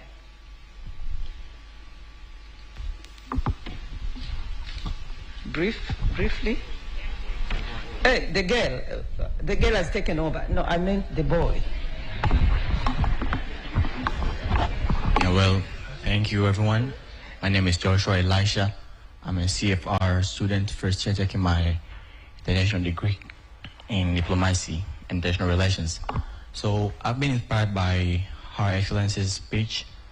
Well, my question is, I've heard about all you said in women empowerment in your country, but I'm very curious to know how is the male gender reacting to this thing. Maybe is it not a threat to the men in Africa that maybe it's going to be a revolution and they'll be stepped aside instead of their patriarchal, like the normal position that they had before? I think you have made yourself very clear. Thank you very much. We take the last one. We have students. Take the last one. You want to? Okay. Thank you, Madam President. My name is Grace Grayson Mangegwa, President from Dar es Salaam Girls Secondary School. Okay. My question, very simple like question. Going to a personal experience and reflecting on it. In leadership, rather than be determined by the personal experiences and the leadership skills, I also want to be proven by my people. So, what are the stepping stones and the initial stepping stones I can step to be proven by the people I am ruling? Thank you. Thank you very much. Ladies and gentlemen, thank you very much. I'm worried time is not very friendly to us. At this point in time, Your Excellence, kindly allow me, with a great honor and humility, to respond to the questions and comments. Karibu. Asante sana. The first question from our moderator is reflecting on the global report that is giving us 138 years for us to achieve gender parity. For me, what is encouraging in this report is that they are recognizing that time will come when there will be gender parity. For me, that's very, very important. As for the years that they are giving, I think history has to tell. Because we are experiencing so many changes that are taking place. And recently, we have seen, even in Europe, men, women leaders who are taking positions of responsibility. One thing, we should not really declare a war against one another. We must know that we are all here to support one another. And the success of a woman would be a success of a man. For example, really, this putting too much weight and responsibility on the shoulder of men is not even good for their health. It's not good for their health because when you are now made to say you are the head of the household, anything which is not right, you just start blaming yourself. And in most cases, there are even statistics that the majority of suicide is on men. And that's why everybody should adopt a positive attitude. And once that's done, we will reduce this 138 years. Then the question of the affirmative action and whether they cannot be lost. Yes, we talk about the laws, but the laws have to go with education. Because if you have the law and you are not educating, you are not going to achieve what you are targeting to achieve. There has been countries in Africa where they had put in their constitution the quota for women in their parliaments. But then they practiced it for 10 years. And after that, they withdrew it. They went to square one because there was no education that accompanied the implementation of that law. The visa, anyway, we have done what we have done in Namibia, and as member states, we talk to one another and we see where we can go to common grounds. You know, for many years, and President is here to confirm, we have been talking in Africa about the free movement of people and goods. Some countries, they have allowed it. Some countries are still struggling. That even African member states, their citizens, have difficult to enter some of the countries. But the progress has been made. So hopefully as we move, we will be able to make progress. Then the issue of the Afrobarometer and the gender norms, how to change it. It is just to change the minds of the people. You are very much right.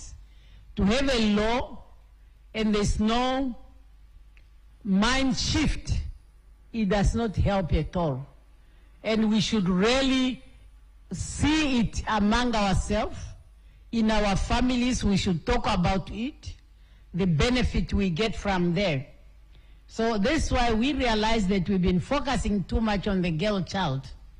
And because we have been focusing too much on the girl child, the boy child is remaining behind, and we are not making the progress that we want to make. So hence, we have to have a balance between the two.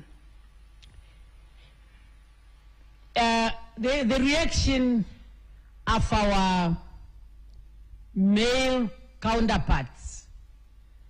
You may find individuals who are ridiculing us, that you are finding a lot in the social media, but if you compare with the general acceptance, that's what gives you encouragement. And the only thing that will really make them to believe that both men and women can do what is expected when in position of leadership is the delivery. And we have to look at the countries which had women president. I talked about Liberia. You know, when Madam Sirleaf took over, she took over a country which was really in a difficult situation, but she stabilized it. And I think that is something is commendable even by the male counterpart.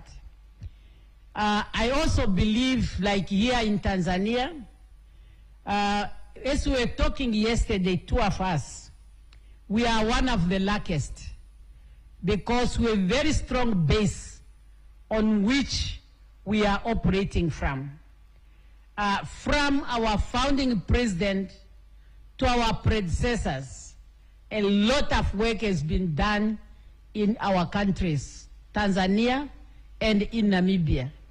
And really, the President Hassan, has not moved from that, what has been happening. In fact, she has only built on it, and you are seeing the result. And I'm sure the result are seen by both men and females. So that is really the only way we can build confidence among our men counterparts to appreciate what we can do. And what are the stepping stones that you can work on to reach your target. I have said earlier, first know exactly what is your inner child is telling you. Don't imitate others for the sake of imitation. You have to be inspired. Because if you are imitating, you become artificial. And then in the process, you can miss your road where you want to go. The community in which you are growing and the house, we know that as Africans, we have our cultures, we have our traditions. And that is what should shape us. It's unfortunately that the children of today, you have so many parents, some in your own countries, some in the continent, but the most influential outside the continent through those gadgets, the cell phones. Please try to balance and try to see where you are. That is the stepping stone that you can build on, and then your dream will be realized. Thank you very much.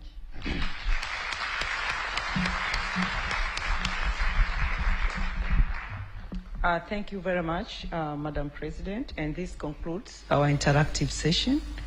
All I can say, Madam President, we wish you all the best, from stateless to a state woman. We wish you all the best, and once again, welcome again to the University of Dar es Salaam. Asante sana.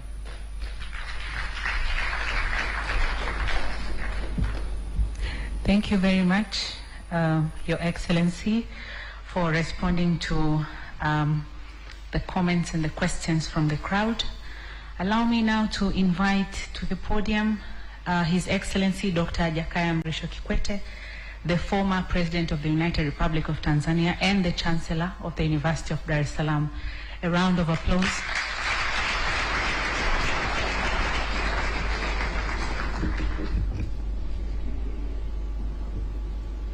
Your Excellency,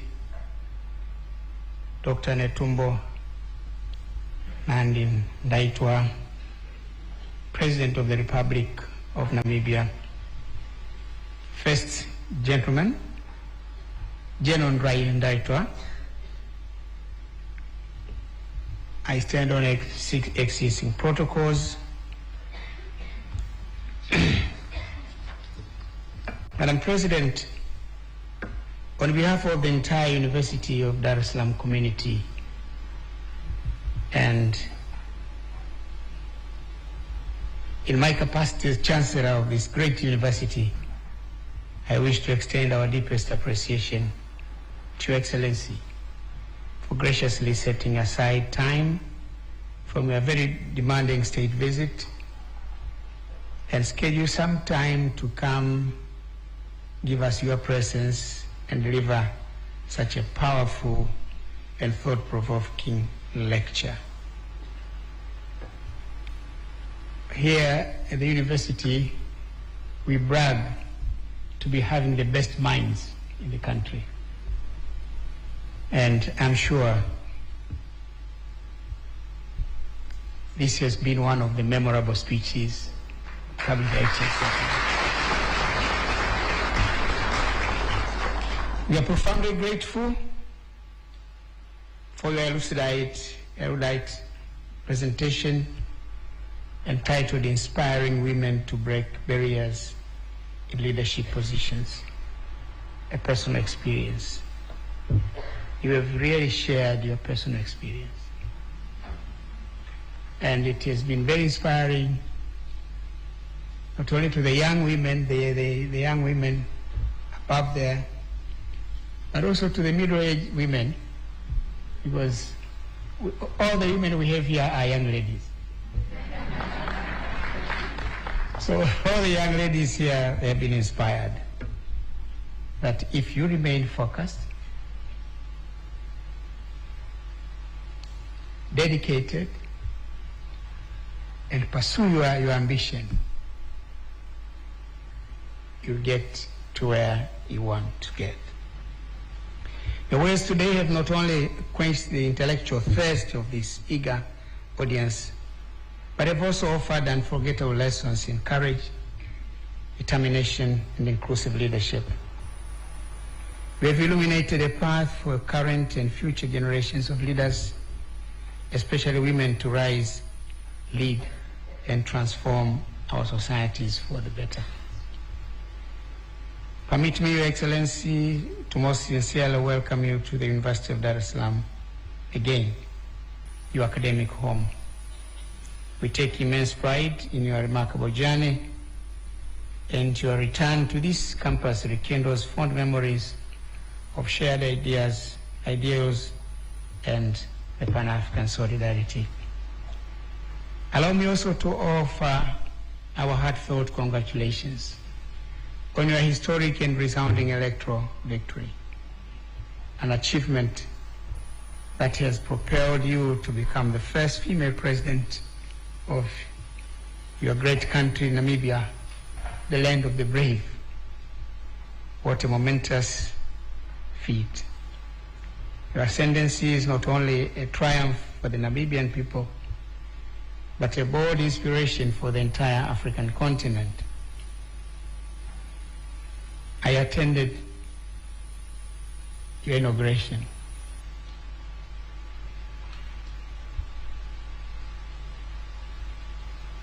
Well, I felt so good, having known you for many years. During your time here as Mama Swapo, and when we were in government together,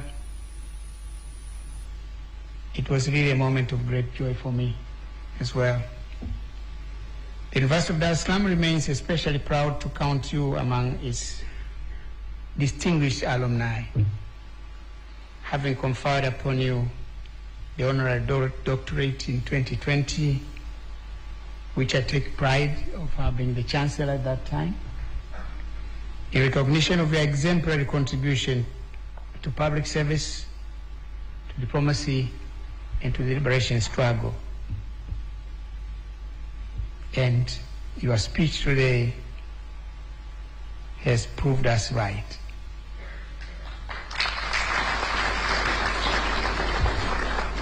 That we made the right choice. Your leadership continues to reflect the values we strive to instill in all who pass through our gates.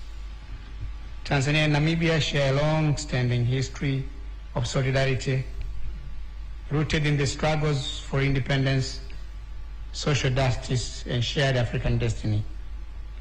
Your presence here today strengthens these bonds and reaffirms our common commitment to the advancement of our people. I was really delighted when you mentioned the boy child. My wife is an ardent advocate of the girl child. Wanawake na maendeleo. But I've been teasing her. Say, but whose mother is the boy child? When mothers talk about the girl child, everybody, sure, I'm also, Ambassador Maja is also part of that conspiracy. No, not conspiracy. It's the wrong word to but it's part of that movement. I'm really raising these concerns because now it is becoming evident that we are seeing more girls in school and less boys. The question has been, where have the boys gone? That's a question all of us have to address. I'm glad you are taking it up at the level of a president.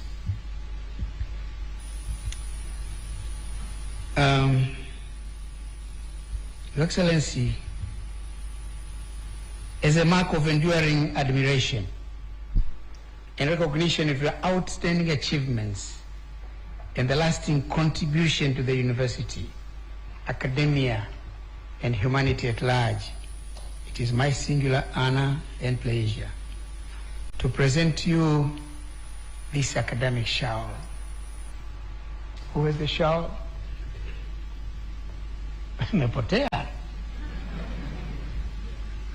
Nani anayo hili sasa? Kule. We'll do it formally. We'll do it formally now. May it serve as a humble symbol of our respect. Subiri tu. Symbol of our respect, our gratitude, and our enduring recognition. Once again, thank you, Your Excellency, for honoring us with your wisdom and presence. We wish you continued strength, success, and the fulfillment as you lead the people of Namibia into a new chapter of progress and unity. Asanteni sana.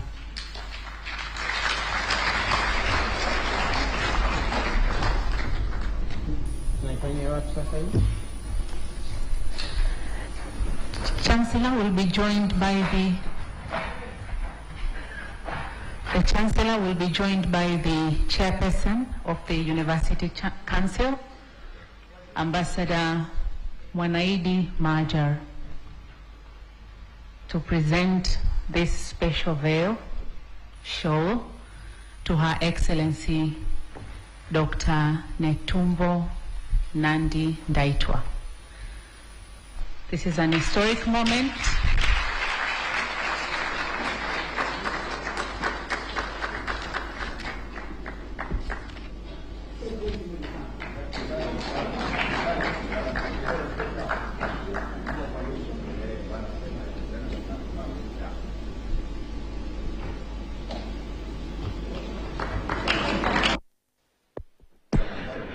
Ni zawadi hiyo akipewa Rais wa Jamhuri ya Zimbabwe na uongozi wa Chuo Kikuu cha Dar es Salaam. Rais wa Jamhuri ya Namibia kumradhi, akipewa zawadi hiyo na uongozi wa Chuo Kikuu cha Dar es Salaam. Mkuu wa chuo mwenyewe akiwepo Dr. Jakaya Kikwete, makamu mkuu wa chuo Profesa Anangisye, mwenyekiti wa baraza la chuo Balozi Mwanaidi Majar, pamoja na waziri wa elimu, sayansi na teknolojia Profesa Adolf Mkenda. Now we are about to enter the photo session. Pamoja na kama alivyotambulishwa na rais mwenyewe, first gentleman Lieutenant Generali mstaafu Epaphras Ndaitwah, ambaye alikuwa mkuu wa majeshi ya Namibia. Sasa tukio ambalo litafuata kwa mujibu wa ratiba iliyotolewa mapema hii leo ni kwamba kutafuatiwa na picha za kumbukumbu za tukio hili muhimu kabisa la mhadhara huu wa kuhamasisha wanawake kuvuka vikwazo katika kufikia ndoto zao za kiuongozi ama nafasi za kiuongozi, ambapo Rais Netumbo Nandi Ndaitwah amezungumzia kuhusiana na changamoto za vikwazo mbalimbali alivyopitia hadi kufikia nafasi hiyo ya juu kabisa ya kuaminiwa na wananchi wa Namibia kuwa kiongozi wa ngazi ya juu kwa maana ya rais. Lakini vile vile katika hotuba yake ama katika mhadhara wake huo aliyokuwa anatoa, alizungumzia kuhusiana na historia ya ukombozi wa wanawake na jinsi ilivyoanza mbali na kuangazia mambo mbalimbali kama vile ukombozi wa mwanamke katika kupata haki ya kusoma, lakini vile vile kupata haki ya kupiga kura, haki ya kumiliki na kuzalisha mali, pamoja na haki ya kupata uongozi, na kwamba katika serikali yake za 47% ni wanawake. Hata hivyo amesema hakutumia kanuni yoyote maalumu, lakini tu kuonyesha umuhimu kwamba wanawake nao pia wanapaswa kuwepo katika nafasi za uongozi wa juu. Vile vile aligusia kidogo kuhusiana na mkutano wa Beijing ambao ndio hasa ulikuwa ni dira ambayo iliangazia mambo mbalimbali kama vile usawa na maendeleo, na jinsi ambavyo umeleta chachu ya wanawake kufikia malengo yao mbalimbali, ikiwemo haya ambayo yanaonekana hivi sasa ya kuwa na viongozi wakuu wa nchi ambao ni wanawake. Ni kwambie tu kwamba kumekuwepo na viongozi kadhaa wanawake katika ngazi za juu kabisa za uongozi, ambapo kati ya mwaka 2006 hadi 2018 rais wa kwanza wa kidemokrasia mwanamke aliyechaguliwa barani Afrika alikuwa ni Ellen Johnson Sirleaf wa nchini Liberia, ambaye pia alipata tuzo ya amani ya Nobel mwaka 2011. Baadaye mwaka 2012 hadi 14 aliyekuwa makamu wa rais wa Malawi baadaye aliapishwa kuwa rais wa Malawi. Huyu si mwingine bali ni Joyce Banda, akiwa ni mwanamke mwingine wa pili kushika wadhifa wa juu kabisa katika nchi ya Malawi na katika bara la Afrika. Vile vile historia inaonyesha kwamba kati ya mwaka 2014 hadi 16 rais wa mpito baada ya vita vya wenyewe kwa wenyewe pale Afrika ya Kati alikuwa ni Catherine Samba-Panza. Kwa miaka miwili aliongoza taifa hilo kwa kama rais wa mpito. Sasa hivi picha za kumbukumbu zinaanza kupigwa hivyo, zikijumuisha mawaziri pamoja na viongozi wengine muhimu.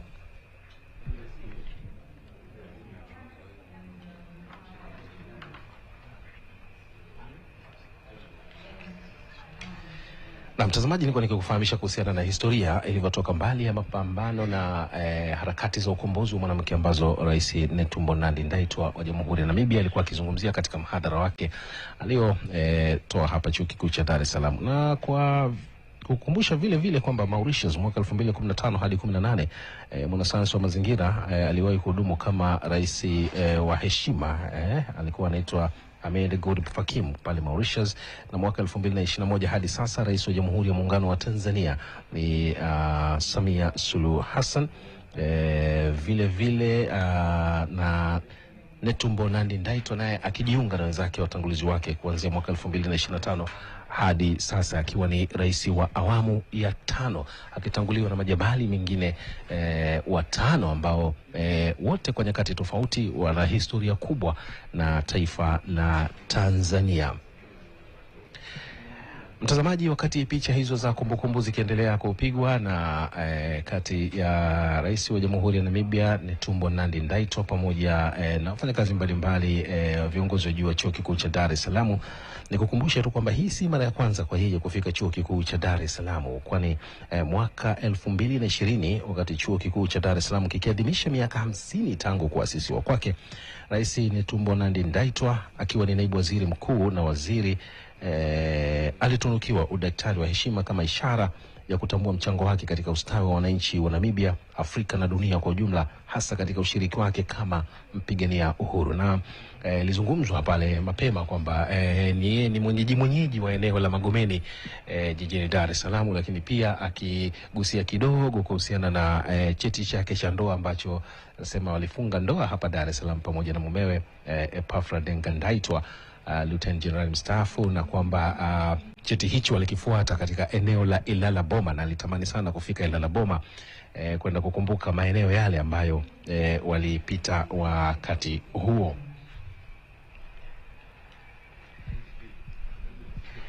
Katika kuendeleza harakati za kupigania uhuru wa nchi yake ya Namibia, Netumbo Nandi-Ndaitwah alipata kukaa nchini Tanzania kati ya mwaka 1980 hadi 1986 Magomeni Mwembe Chai pale Dar es Salaam, akihudumu akiwa ni mwakilishi mkuu wa chama cha SWAPO ambacho ndicho chama kinachoongoza nchini Namibia. Na yeye anasema alikuwa kwa mujibu wa taarifa zilizotolewa pale mapema na Profesa Benedetta Killian, alikuwa akifahamika kama Mama SWAPO. Kwa hiyo na mwishoni akikamilisha mhadhara wake ama hotuba yake ile, alizungumza kidogo maneno machache ya Kiswahili na kuonyesha jitihada zake na jinsi mazingira ambavyo yalimfanya ajifunze lugha ya Kiswahili, na kwamba alipewa miezi 6 aweze kuweza kuzungumza Kiswahili kwa sababu wakati anafika Tanzania mwaka 1980 hakuwa anajua neno lolote la Kiswahili. Hivyo katika kipindi chake cha miezi 6 sema alikuwa na rafiki yake Keti Kamba, mmoja wa wanamama nao wenye historia kubwa katika uongozi nchini Tanzania, ndiye ambaye alikuwa akimfunza Kiswahili na kumwandikia mambo mbalimbali katika lugha ya Kiswahili na yeye fafanua na hatimaye kuweza kuwasiliana kwa lugha ya Kiswahili na kubakizwa Tanzania kuendelea kuwa mwakilishi. Na mtazamaji vile vile aliangazia kuhusiana na yale yaliyotokana na mkutano wa Beijing, yeye pamoja na Balozi Gertrude Mungela wa Tanzania wakishiriki wakiwa vinara kabisa, ambapo alielezea pia matokeo yake, na hata hivyo alitaja changamoto mojawapo ambayo ilisahauliwa katika tukio hilo la mkutano wa Berlin ilikuwa ni kuweka sera ama kuweka mikakati kuhusu namna ya kumkomboa pia mtoto, na hasa mtoto wa kike. Na hivi sasa ni kwamba tunafahamu dunia katika maeneo mbalimbali hasa barani Afrika, jitihada mbalimbali zimekuwa zikifanyika za kuhakikisha mtoto wa kike anapata fursa sawa sawa na yule wa kiume, lakini pia fursa za kiulinzi ili aweze kufikia ndoto zake kama ambavyo zimeweza kufikiwa na Rais Netumbo Nandi-Ndaitwah. Na hivi tunavyozungumza mtazamaji ni kwamba Namibia kama ilivyo Tanzania nayo imebeba sera ya kuhakikisha watoto wa shule za msingi na sekondari wanasoma bila malipo, sera ambayo imeanza kutekelezwa hapa Tanzania tangu serikali ya awamu ya 5 na inaendelea hivi sasa.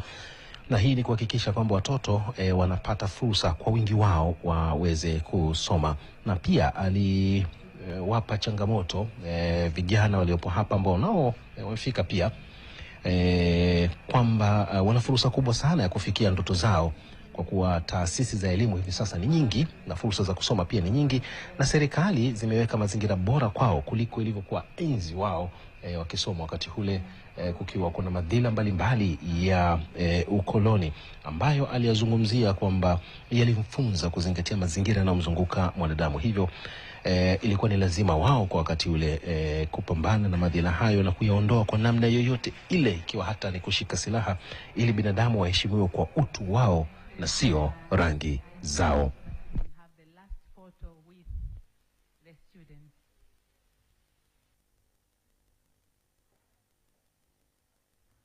Ratiba iliyotolewa mapema sana tangu kuingia kwake nchini ni kwamba kuna maeneo kadha waliokubaliana na Tanzania ikiwa ni siku yake ya pili, na kwamba hapo jana usiku ambapo Rais Samia Suluhu Hassan alimkaribisha katika ikulu ya Dar es Salaam, na Rais Samia alisema Tanzania na Namibia zimekubaliana kuongeza juhudi za kukuza ushirikiano wa kiuchumi kwa kutatua na kutafuta njia madhubuti za kukuza biashara baina ya mataifa hayo mawili, ikiwa ni pamoja na kuwezesha uwepo wa miradi mikubwa ya uwekezaji kutoka pande zote mbili, na ikifahamika tu kwamba mataifa yote mawili yana kiasi kikubwa cha wanyama. Kwa hiyo moja ya jambo ambalo hata Rais Nandi-Ndaitwah alizungumzia ni kutengeneza fursa za kuchakata bidhaa za wanyama kabla ya kuuzwa nje.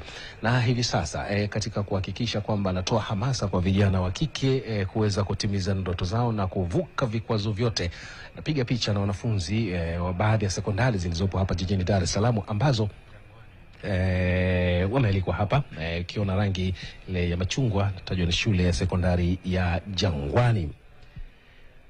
Nikukumbusha pia hapo jana wakizungumza na vyombo vya habari Rais Samia pamoja na mgeni wake Netumbo Nandi-Ndaitwah walisisitiza umuhimu wa sekta binafsi katika kuchochea ajira kwa vijana na kupunguza umasikini. Vijana hao ambao unaona hivi sasa nao wakiwa wamepewa fursa ya kupiga picha ya kumbukumbu hiyo muhimu kabisa. Baadhi ya watu wakiendelea kufuatilia kile ambacho kinaendelea katika ukumbi huu wa maktaba katika Chuo Kikuu cha Dar es Salaam, na bila shaka zoezi la upigaji picha limekamilika. Mkuu wa chuo Dr. Jakaya Kikwete pamoja na mgeni wake Rais wa Jamhuri ya Namibia Netumbo Nandi-Ndaitwah sasa wanasimama bila shaka kukamilisha ratiba ambayo ilipangwa katika tukio hili muhimu. Hapo jana pia Rais Netumbo Ndaitwah alizungumzia kuhusiana na jinsi alivyohamasika na kile ambacho kilikuwa kinafanywa na Chuo Kikuu cha Dar es Salaam, ambapo wakati huo ilikuwa ni kitovu cha mijadala mbalimbali ya harakati za kupigania ukombozi kusini mwa Afrika.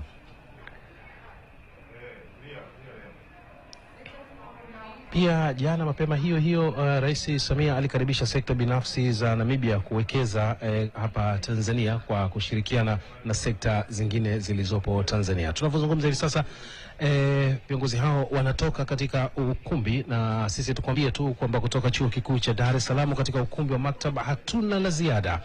Ilikuwa ni ziara ya Rais Netumbo Nandi-Ndaitwah, rais wa Jamhuri ya Namibia, rais ambaye ana historia kubwa ya hapa nchini akiwa amekulia katika maeneo mbalimbali na hata mumewe. Mimi naitwa Paul Alphonse, nikutakia utazamaji mwema wa vipindi vingine vinavyoendelea. Na mshukran sana hapo Alphonse kutoka huko katika Chuo Kikuu cha Dar es Salaam ambako rais wa Namibia Dr. Netumbo Nandi-Ndaitwah alipata wasaa wa kuzungumza kuhusiana na ukombozi wa nchi yake ya Namibia, lakini ni kwa namna gani harakati za kumkomboa mwanamke zilifanyika. Binti wa miaka 14 aliingia katika siasa na kuhakikisha kwamba taifa lake linakuwa huru. Naye kwa sasa ni rais wa Namibia Dr. Netumbo Nandi-Ndaitwah. Lakini katika mazungumzo yake na alivyozungumza, amesisitizia mambo matatu ili kufanikisha ndoto zako. Kitu cha kuhakikisha ni kuwa na nidhamu na kuzingatia. Hilo ndo alosisitizia katika alipokuwa akizungumza na wadau wanachuoni huko katika Chuo Kikuu cha Dar es Salaam. Sina la ziada, nikutakia utazamaji mwema wa vipindi vinavyoendelea ndani ya TBC, ukweli na uhakika.